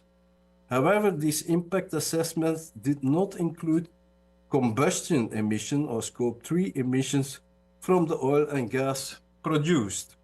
In 2024, the Oslo District Court concluded that all 3 decisions were unlawful because there is a legal requirement that Scope 3 emissions must be subject to an impact assessment pursuant to the Norwegian petroleum legislation interpreted in the light of the Norwegian Constitution and the European Union Environmental Impact Assessment Directive that is also binding for Norway. The case has been appealed, and the Borgarting Court of Appeal has asked for an advisory opinion of the EFTA Court of Justice in Luxembourg. This is the sister court of the Court of Justice of the European Union on the interpretation of the Environmental Impact Assessment Directive. And in a judgment of 21 of May this year, the court held that greenhouse gas emissions that will be released from the combustion of petroleum and natural gas extracted as part of a project listed in the Environmental Impact Assessment Directive and then sold to third parties constitutes effects of that project within the meaning of the directive and should thus be assessed. Second, a national court is required to the extent possible under national law to eliminate the unlawful consequences of a failure to carry out all environmental impact assessments required under the Environmental Impact Assessment Directive. And third, a national court may not retroactively dispense with the obligation to assess the effects under the directive. A similar decision was taken by the UK Supreme Court in June 2024, and earlier this year, the Court of Session in Scotland, which is Scotland's Supreme Civil Court, has quashed decisions by the previous UK government to grant consent for the development of 2 oil and gas fields in the North Sea, because also here Scope 3 emissions were not taken into account. To conclude, there are many more cases, large and small, decided by or pending before all types of courts in Europe. Most of the time they are challenging because judges must deal with complex issues of climate science and law. but in general, the judgments are very elaborated with multiple references, particularly to IPPC reports, COP decisions, hard and soft law. And I think judges can indeed not look away from the cases that are brought to them. So thank you very much. Thank you very much, Judge Lavresen, for a very elaborate presentation. I think we've heard from what you've told us that climate jurisprudence is alive and well, and that the judges are rising up to the challenges that come to them, using both substantive and also procedural laws. And we also see that the link to human rights is actually also becoming a very critical issue. So the resolution, the United Nations General Assembly Resolution 76/300 of 2022, along with the Aarhus Convention and Escazú, they are really breathing life into this jurisprudence. And this is very heartening to hear, because it looks like we are going to have a very big explosion of cases addressing these complex issues that we talk about on science and law. Now, without wasting more time, I'd like to call upon Justice Fabien Reynaud to give us his perspective. Justice Reynaud. Merci beaucoup, Madame la Présidente. J'espère que le son fonctionne bien et que tout le monde m'entend.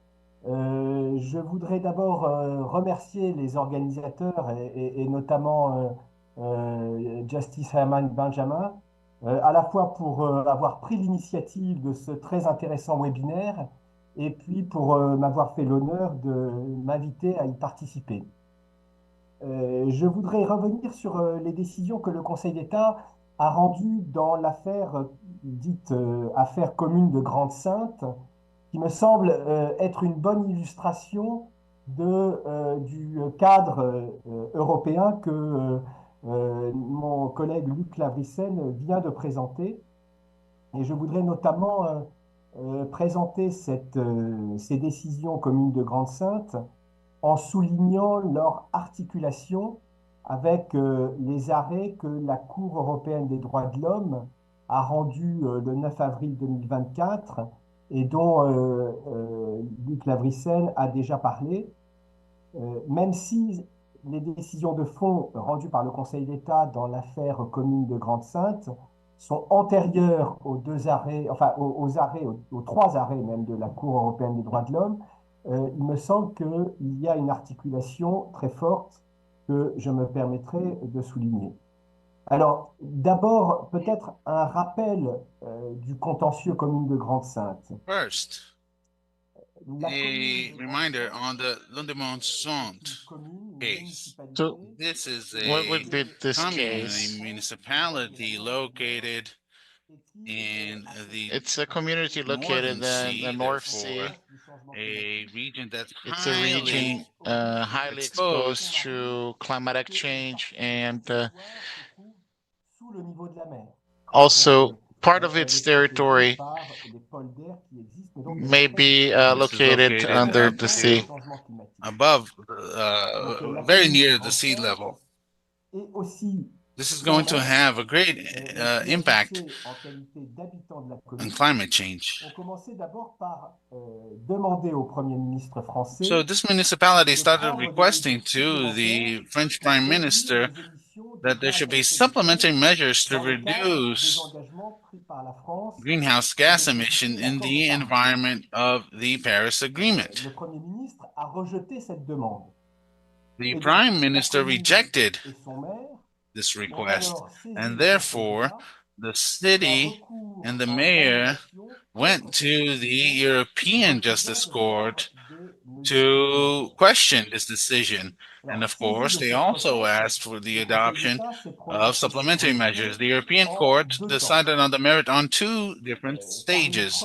Therefore, In its first decision, that we know the avant des droits, that is, before actually looking at the matter of the issue, this is a previous decision that was made public in November 19, 2020. The Council of State said they decided on the admissibility of the decision, that is, of the appeal that was contested by the government.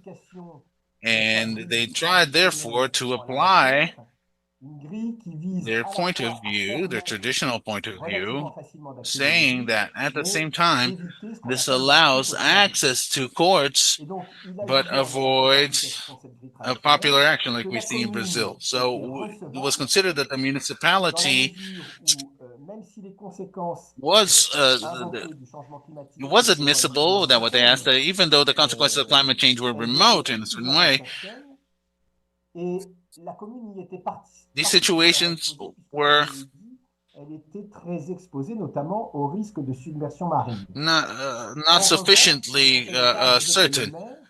And so the municipality was not exposed, but the municipality had their own evidence showing that they were particularly exposed to the effects of climate change. Without any other sort of specific element, there was not enough evidence for it to be held admissible in this case. So in this case, in the sentencing, the European Court of Human Rights, in a decision from April 9th, 2024, the sentence of which was known as Carrêa, the court rejected the appeal presented by the mayor. So the Council of State said something else. They also were pronounced on the legal matters of this dispute.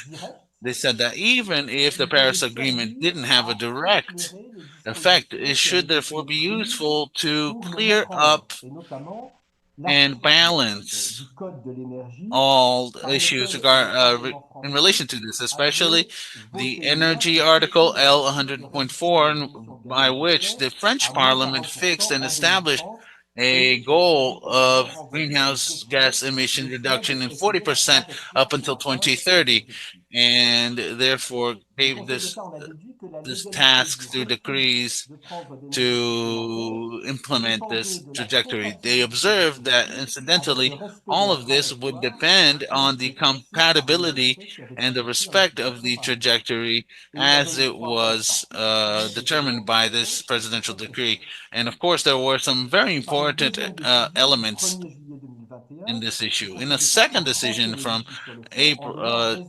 July 1st, 2020, the Council of State decided in favor of the municipality when they went into the merit of the issue. They considered that the proof presented showed that the initial trajectory had already been overshot, and so they needed to have further measures to contain this problem, therefore showing that the refusal for additional measures was not compatible with actually fulfilling the goals that had been made by the very government. So the government simply did not contest this. They only said that they would like to adopt further measures. Therefore, the decision annulled the refusal of the Prime Minister to take further measures for reduction of climate for climate change. I'd like to highlight two aspects. The Council of State decided on this matter and not on the fundamental law, rather on the national law, technical national law, which was implemented through the legislative and regulatory power based on the Paris Agreement in France. Therefore, there was a pronunciation on the level of effort for the reduction of emissions, and they therefore saw that to execute their goals on the Paris Agreement, which was signed and ratified by France, based on a global effort implemented by each of the parties, the French established a goal of reduction of 40% up to 2030. So when there's an explicit reference to the Paris Agreement in the law, and the fact that the law refers to decrees to determine these intermediary goals, they had a legal scope and not just a symbolic scope. As regards the merit, it was therefore established that the Council of State observed that the government did not contest the need for additional measures, but also considered that given the uncertainties in relation to the adoption of these measures and the timetable, it was more logical to accept this request and to annul the refusal by the Prime Minister. Therefore, it must be emphasized that the Council of State did not pronounce itself on the nature of the measures that should be undertaken or implemented. The Human Rights Court of Europe says that to respect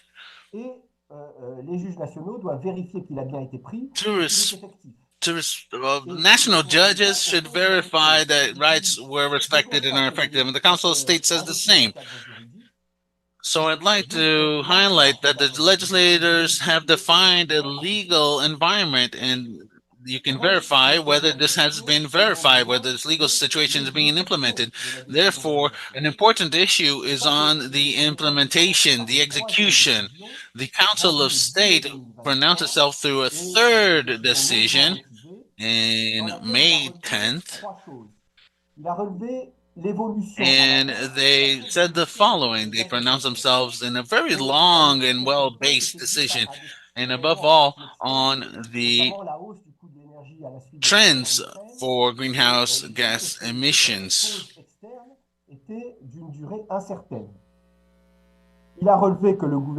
They said that partly because of external issues, because of an increase of certain energy sources because of the Ukraine war, but there was a insufficiency in the decrease for the trajectory over the past few years. They also said that there was a convergence to say that these measures were not enough to reach the 2030 emission reduction goals. And this 2021 decision deduced that this had not been implemented fully, and they also ordered the government to undertake further measures before 2024, June 2024, but there was no specificity regarding what measures should be implemented. They just said that their additional measures should be adopted, and there was a fourth decision, and we hope that it is the last decision from this to the end of the year, through which the Council of State will determine whether new additional measures should be adopted to carry out the 2021 decision. It seems like these decisions have a crucial importance as for the function of the magistrates, and they lend certain limits to jurisdictional action. The importance is that climate change are a fundamental risk to fundamental rights, as reminded us by the European Human Rights Courts. Therefore, the individual action by the state would not have any effect on this violation.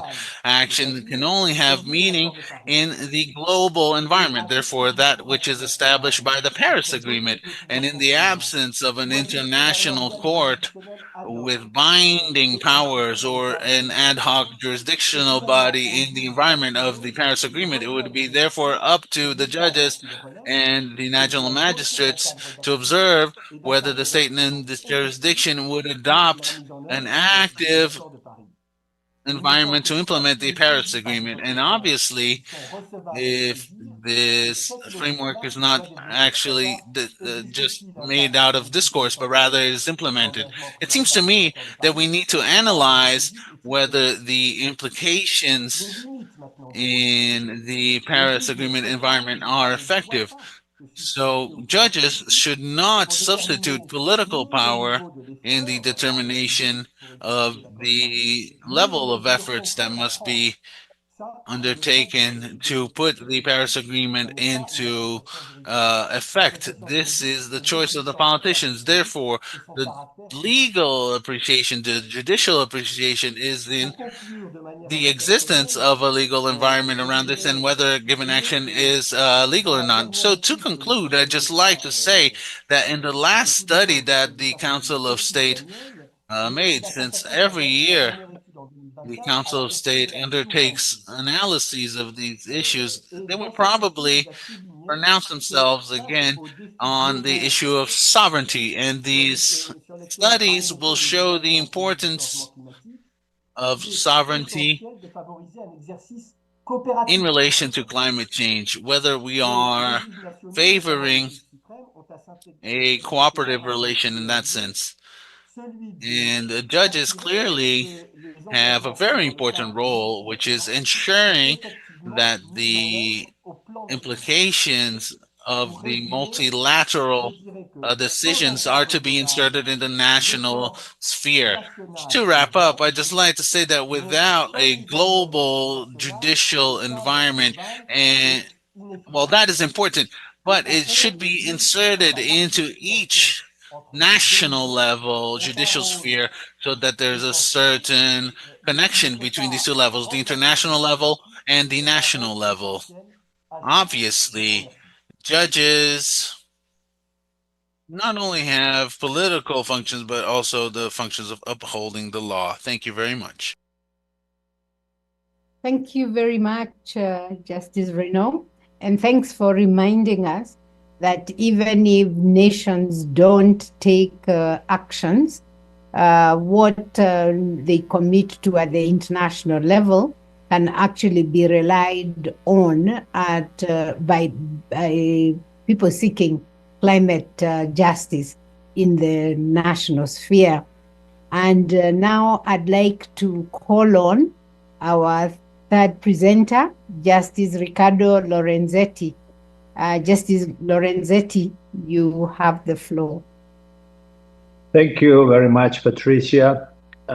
Congratulations to all the organizers for this extraordinary meeting, especially to the STJ, Judge Antonio Herman Benjamin. Thanks to the other organization, the YACN, Association of Judges of Brazil, the Global Judicial Institute for the Environment, and I would like to focus on the responsibilities of the judges. Because our panel is climate emergency in courts and the role and responsibilities of judges. And I will focus on an issue very, very important nowadays, which is progress, regression, and non-regression. During the last 50 years, we saw the progress of environmentalism, which led to the rise of a new environmental paradigm. This trend is not immune to regression, which can be seen in many areas of the planet nowadays, especially at times of economic crisis or nationalism. To promote their regional, national, or local development, countries begin to compete by introducing legislation that is less protective of the environment or withdrawing from the international treaties or the system for applying them, thereby lowering investment costs. In other instances, they take advantage of environmental degradation, exacerbating it. The problem nowadays in the courts is that in a lot of countries, courts are changing their tradition in the area of environmental law. In some countries, we are seeing changes in the composition of the courts, and the new judges feels a lack of respect of the precedents. In other countries, we see that the judges open their minds to the new social and political trends and develop some kind of judicial populism. So they change many long traditions, and the question is, there is here a violation of the precedents and a violation of the non-regression principle. I think this is one of the most important responsibilities for judges. The non-regression principle is a modest principle because it seeks to maintain, just to maintain what has already been achieved. The definition gives rise to significant debate, which is the meaning of not going backwards. Professor Michel Pruyers points out that there are three different methods for expressing the intention of non-regression. First one is by an explicit proclamation. The second is through an environmental protection requirement at the level that is at least equal to the degree of the protection of international agreements. And the third is, in the event of opposition of differences among various agreements, confirmation of the preeminence of the treaty that offers the greatest environmental protection. In the field of legal reasoning, with principles, we need to work with different approaches. The first one is pay attention to the principle of progressivity. It's well known in many countries in the field of fundamental rights. As a consequence, if we apply this principle, there is no room for regression. There are ups and downs by the final result of the process. In the process of changing legislation, there can be no backtracking. On the other hand, the level of protection achieved must be respected and not reduced but increased. The other principle that is very important, I think, is development on a sustainable and lasting development. Development must be sustainable, which implies maintaining an adequate volume of resources for future generations to enjoy. This in turn means there should be no regression. This concept can be expanded by conceiving progress as a cross-temporal rationality. The debate arises because sustainable development can be thought of a balance that may be achieved by a generation. The problem, however, is the absence of the future generation, which are unable to make themselves heard. Thus, it is said that the rational environmental legacy must be ensured. According to this model, a certain volume of amount is guaranteed to be passed on to the next generation. In this respect, the Court of Argentina established that environmental protection does not mean halting progress, but on the contrary, making more lasting, so that the future generation may enjoy it. This implies an existential minimum. An existential minimum may be established, or there may be an attempt to ensure that the maximum of the goods received are later transferred. Laws usually mention the notion of minimum content when dealing with the environment. According to the Argentine law, the minimum consists in foreseeing the conditions required for safeguarding the dynamic of ecological system. This is important. Maintain the dynamic of the ecological system, maintaining their carrying capacity, are in general ensuring environmental preservation and sustainable development. Determining this volume requires dialogue between other sides, monitoring the development of environmental goods, statistical information, social indicators, reliable information on past and future developments. Which are the legal effects? It is important to determine the object of the principle of non-regression. Regression must be normative. For example, a law, this is the most important area nowadays, the law reduces the level of environmental protection or an administrative decision that lifts bans or administrative decision that dismantle legal structures.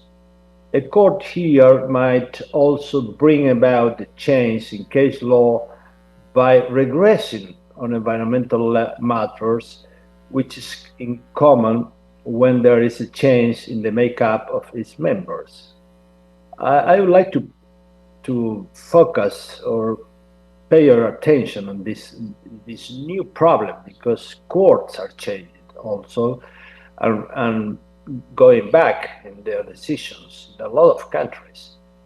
The regression may be also material. This relates to the specific negative effects of environmental law goods, but the principle applies mainly on the normative arena. In this way, we must affirm that we need to use the idea of unjustifiable regressive law. The principle here may be used to reject a law that is unjustifiable regressive. The Supreme Court of Argentina established that the principle of progressivity or non-regression prohibits the legislator from adopting unjustifiable regressive measures. This is a fundamental principle of international law and human rights. All states have measures that are regressive in respect of human rights, but the court here must play an important role, because we can stop or we can declare that they are unconstitutional or nullify this kind of decision based on the idea of unjustifiable regressive. This is a change of the burden of the justification of a law. The other important instrument is the most favorable interpretation. In terms of interpretation, this principle obliges the decision maker to choose the option that most favor progressive protection. This is also very important in our countries, mainly in Brazil and Argentina, but mainly in Brazil because of the work made by Justice Benjamin. We are using in dubio pro natura. This is very important because it's a standard that prevents for regression. And in the relation to public policy, the Argentine Supreme Court for Justice ordered progression and non-regression with respect to the fight against pollution of a river, for example. This is also another mean very important, because when you have a public policy, the courts can prevent some regression when you have a case, of course. But in that case, it's very, very well known, the Mendoza case, our court decided that we need to apply an idea of principle of progressivity and try to put a limit of the regression in the public policy made by the administration. I think we have judges a strong responsibility nowadays, because we are facing hard times all over the world in the field of environmental law and the protection of the nature. This is why we need to reflect about our responsibility are mainly trying to defend the principle of non-regression. I think it's very important to pay attention not only on public policies made by the administrations, not only on the area of law and international treaties, but also if we need to apply it, the non-regression principle or the standstill principle in the field of the judiciary, because I think this is a new challenge nowadays.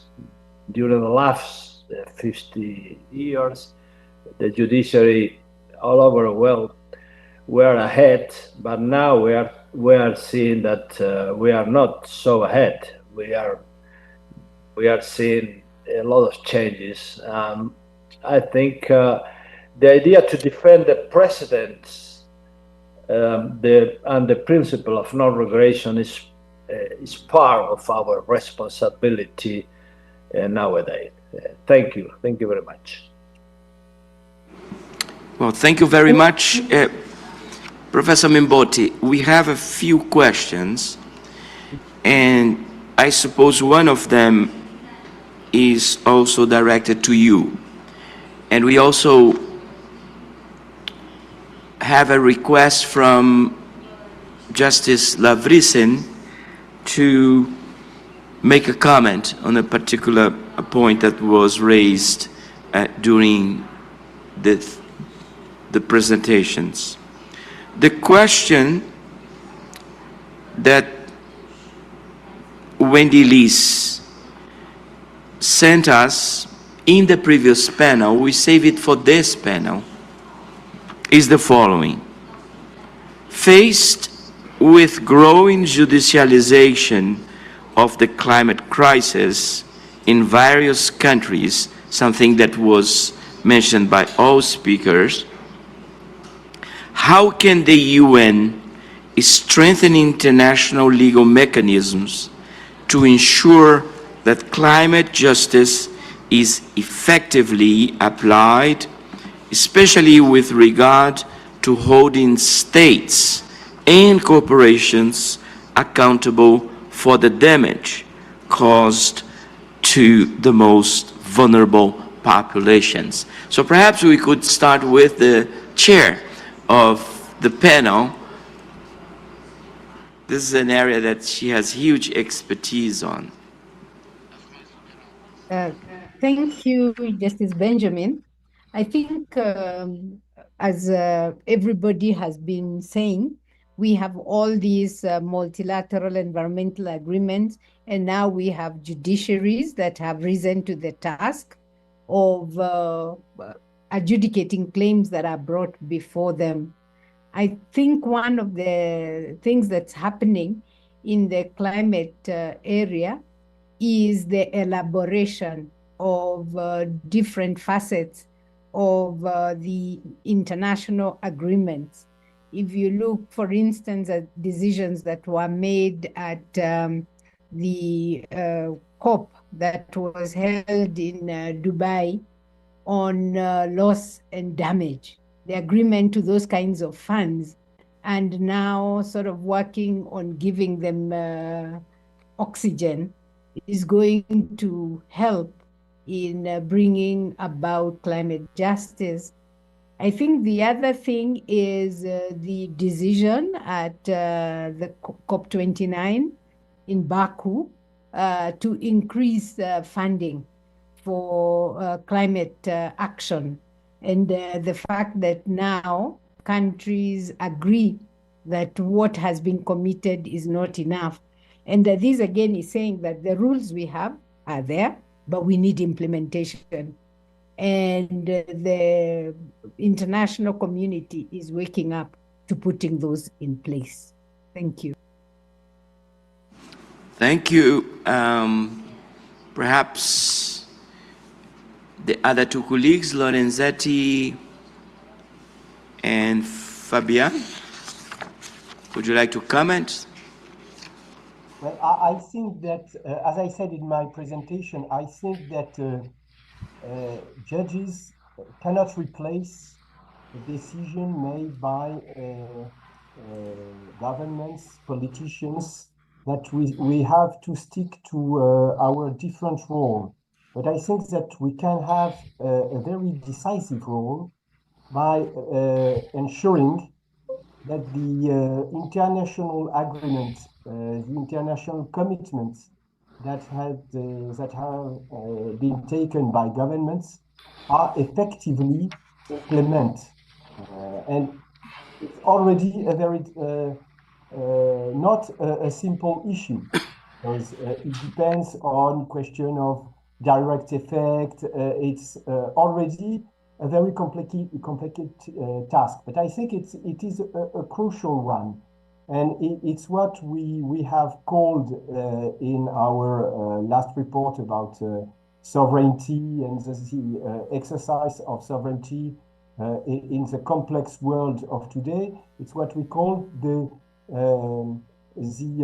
cooperative exercise of sovereignties, and I think it's something we should try and make all efforts to achieve. And I think that a webinar like this one, regular exchanges between judges from different countries, different regions, different continents are very important for that.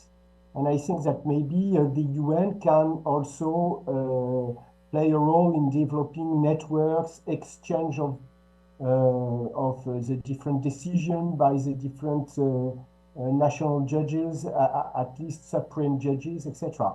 I think that it is a key issue, a very difficult issue, because I don't know what Luc Lavrissen or Riccardo Lorenzetti thinks, but we see that in our countries, even in European countries where rule of law seems to be very solid, we see criticism developing against judges, saying you are going too far, you are taking decision in place of political elected people. And so we have to be very careful to that, because we can't be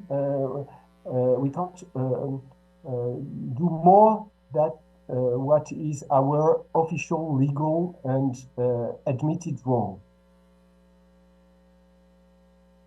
Thank you. Justice Lorenzetti? Oh, thank you, Antonio. I think the issue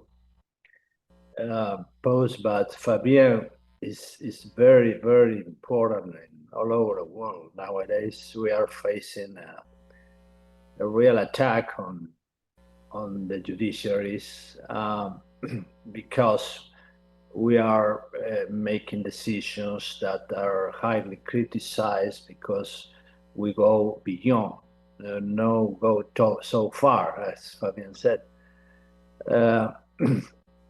I think we need to apply the rule of law. The rule of law, in our conception, is an environmental rule of law.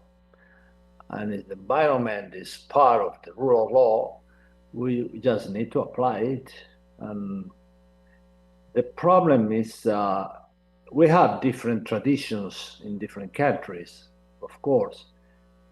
As you said, Fabien, in some countries, there are traditions of self-restraint, and you don't have perhaps so many constitutional rights.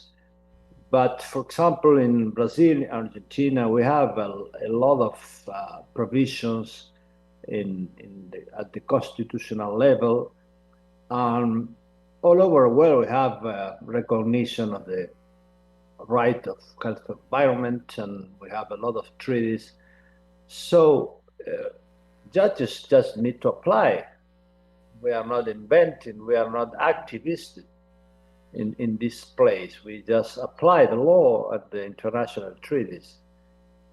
I am very worried about this new approach, because when we hear that the judiciary goes so far, not to go so far. The problem is the opposite, because this is why I was speaking about non-regression principle, because we are seeing a real regression in a lot.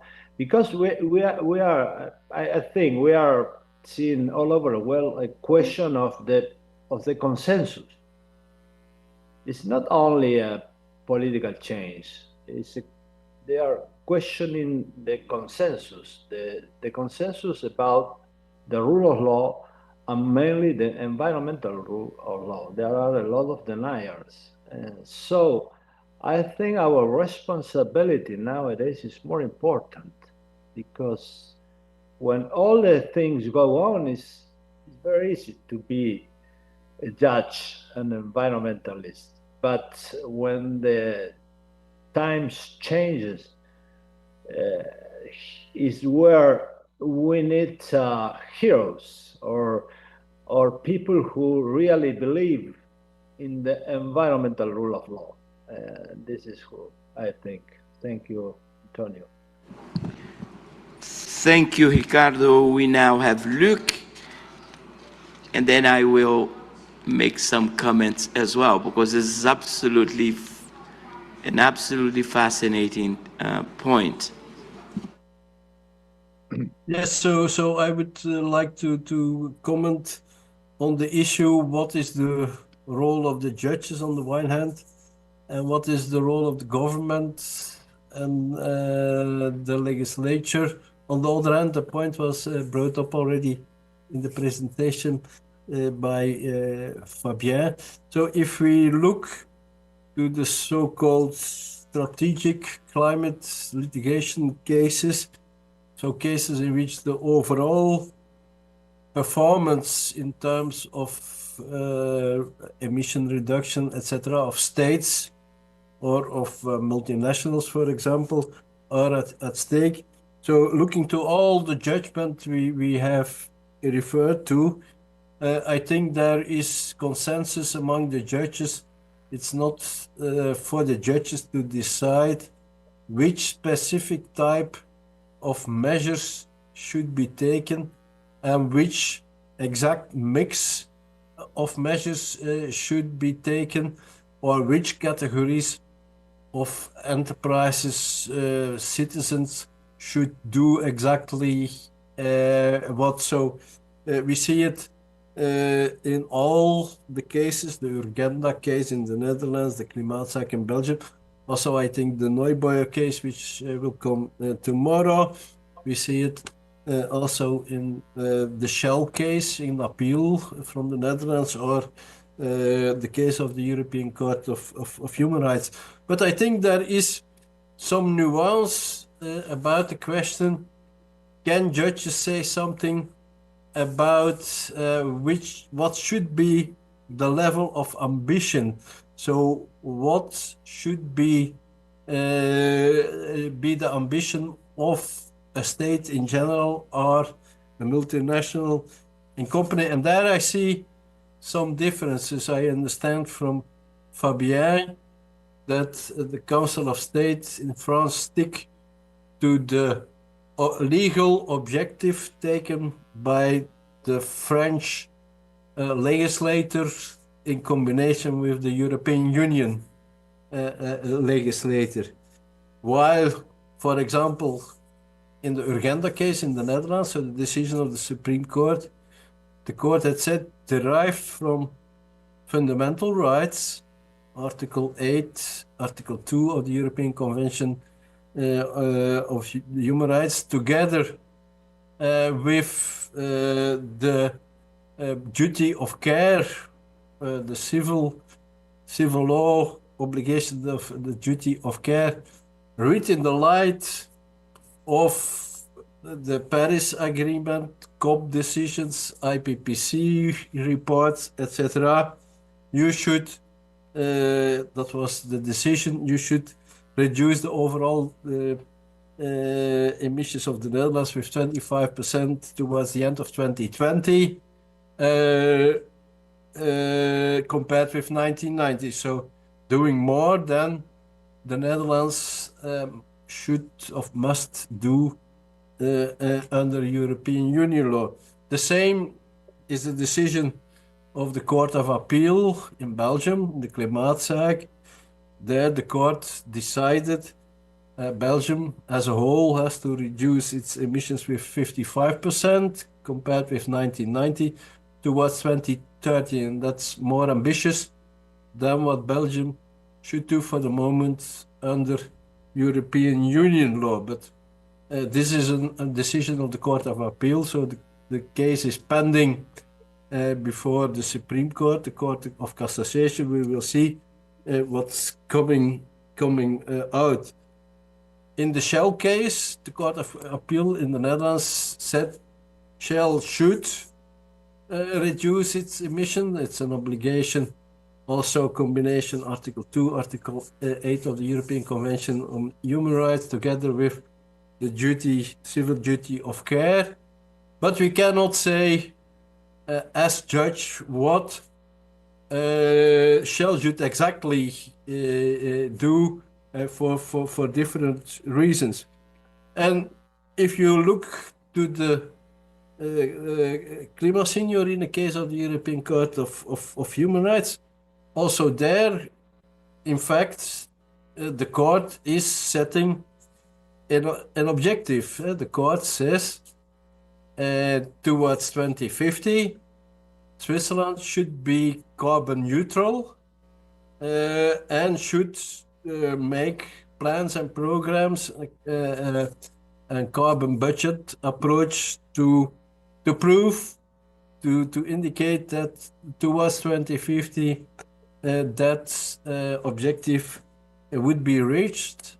And the court specifies also you have not only to look to the emissions which take place from the territory of Switzerland, but also the so-called embedded emissions. This is to say the emissions which are produced elsewhere in products which are consumed in Switzerland. So I think there is some differences in view. So all judges agree we don't have to, we are not competent. It's up to the politics to decide on concrete, but on objectives, especially when one is taking a fundamental rights approach in combination with the scientific approach. Let's say some of the cases say, yes, we can set an objective. Of course, the situation is completely different. If courts have to decide on concrete measures, if they are constitutional, etc., then you have a full review. But I think in this issue there is a room for discussion, I think, on what exactly judges can do and cannot do in terms of setting objectives. Thank you. Well, thank you very much. I can't resist making a couple of comments on this quite relevant topic. First, I think it's important to separate, when we discuss judges and climate change, to separate mitigation from adaptation. And of course, my focus is on national judges.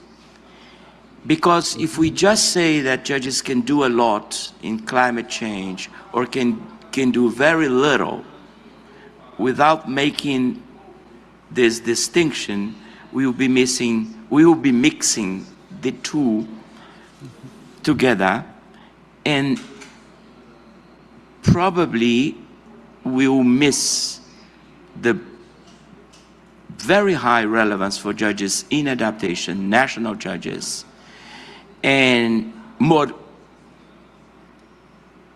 difficult, as we know, in mitigation. Nowadays, it's hard to imagine an environmental law case in Brazil, for example, a major one, especially deforestation, infrastructure projects, construction of resorts,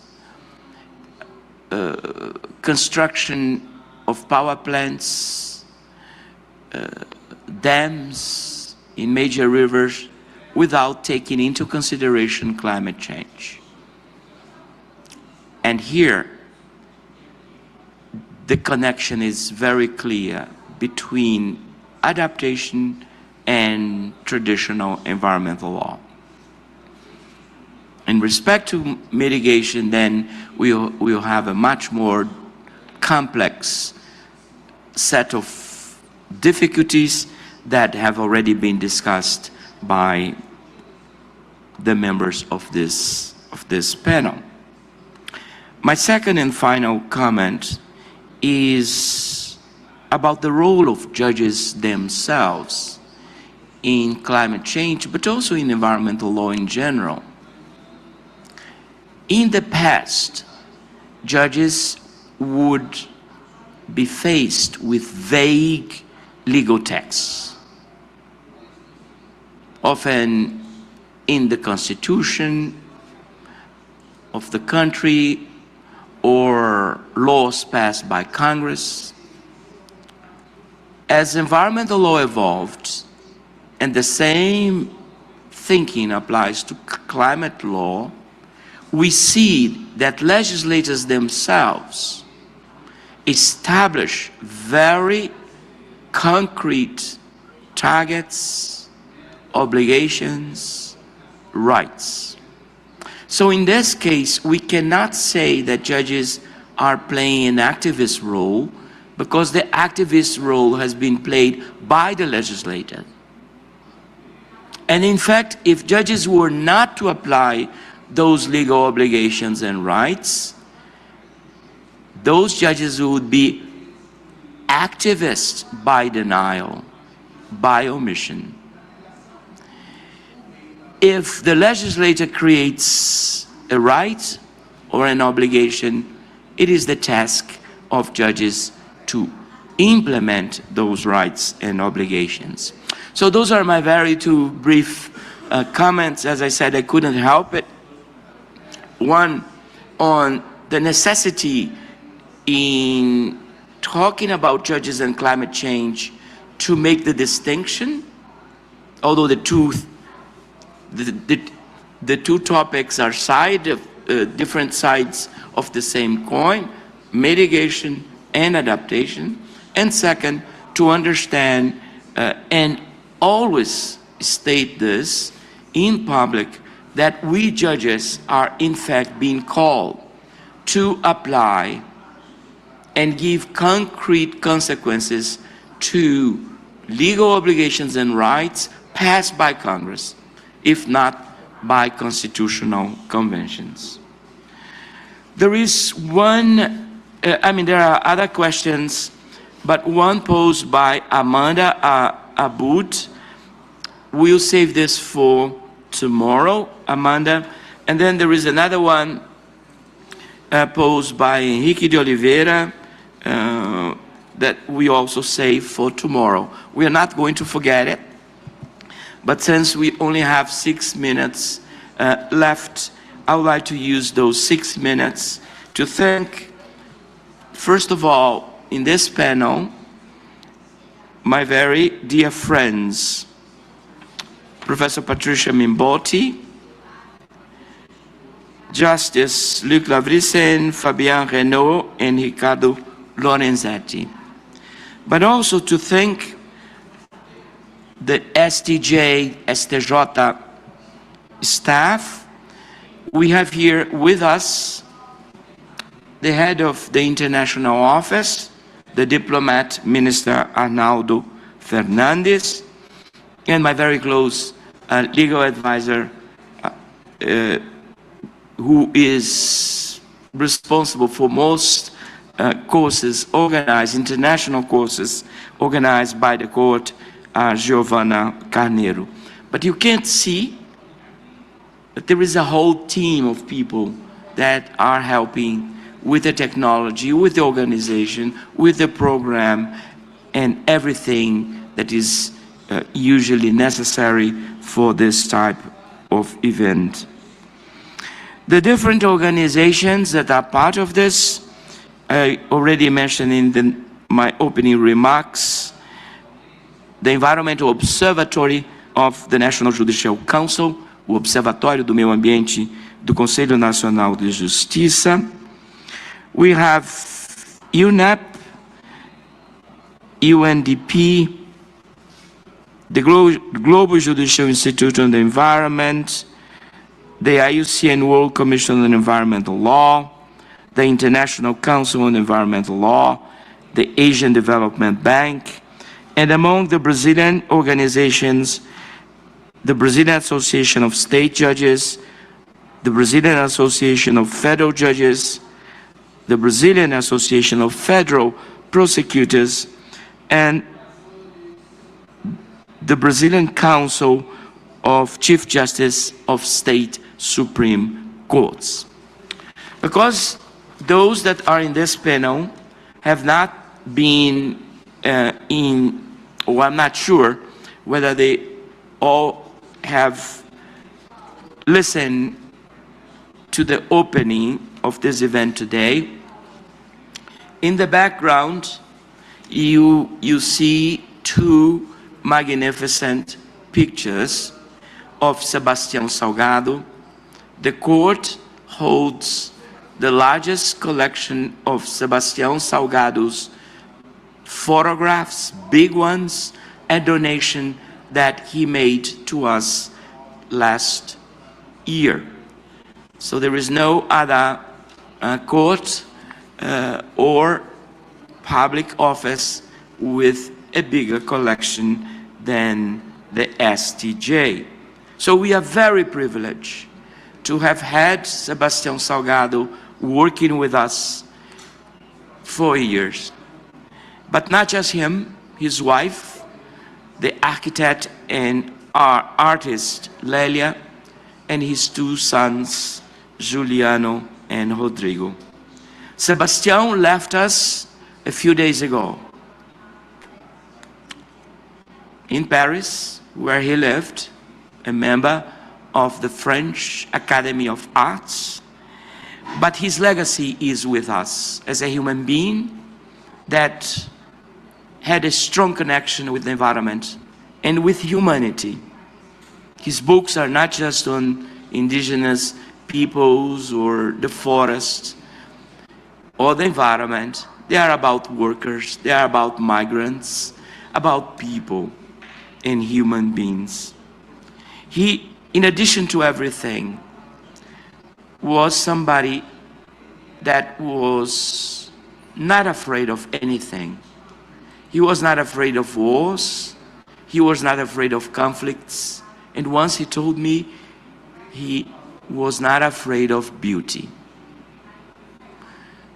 And this is very telling, because beauty, especially the one that was portrayed by him, can scare us in its magnificence. It can overtake us. And one of the challenges that Sebastião Salgado said that he had was not to be scared, moved away from the beauty of nature and the powerful natural processes that he was able to capture in such a beautiful manner. So on this note, our condolences to the family, Lélia, Rodrigo,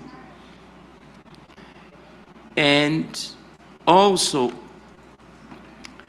to the larger family of Sebastião Salgado. Juliano is a movie director, well known, celebrated, received awards, but the most important of this whole family is that they gravitated in admiration to the father and husband, but also wonderful friend that was Sebastião Salgado. We will miss him, but he's with us and will be with us. On this note, let me thank all of you, Patricia, Ricardo, Luc, and Fabian, with a reminder that tomorrow we have the second and final segment of the program, starting 3 panels instead of 2, because the closing is a panel in itself. And if the relevance of today's segment is any indication, I'm sure tomorrow will also be a terrific event. Many thanks to all of you, and our gratitude to our interpreters. As I said, we have 8 interpreters working here in order to make this event possible. Thank you. Good night in Asia, good afternoon, late afternoon in Europe, Africa, and still good morning in my part of the world. Thank you. Obrigado.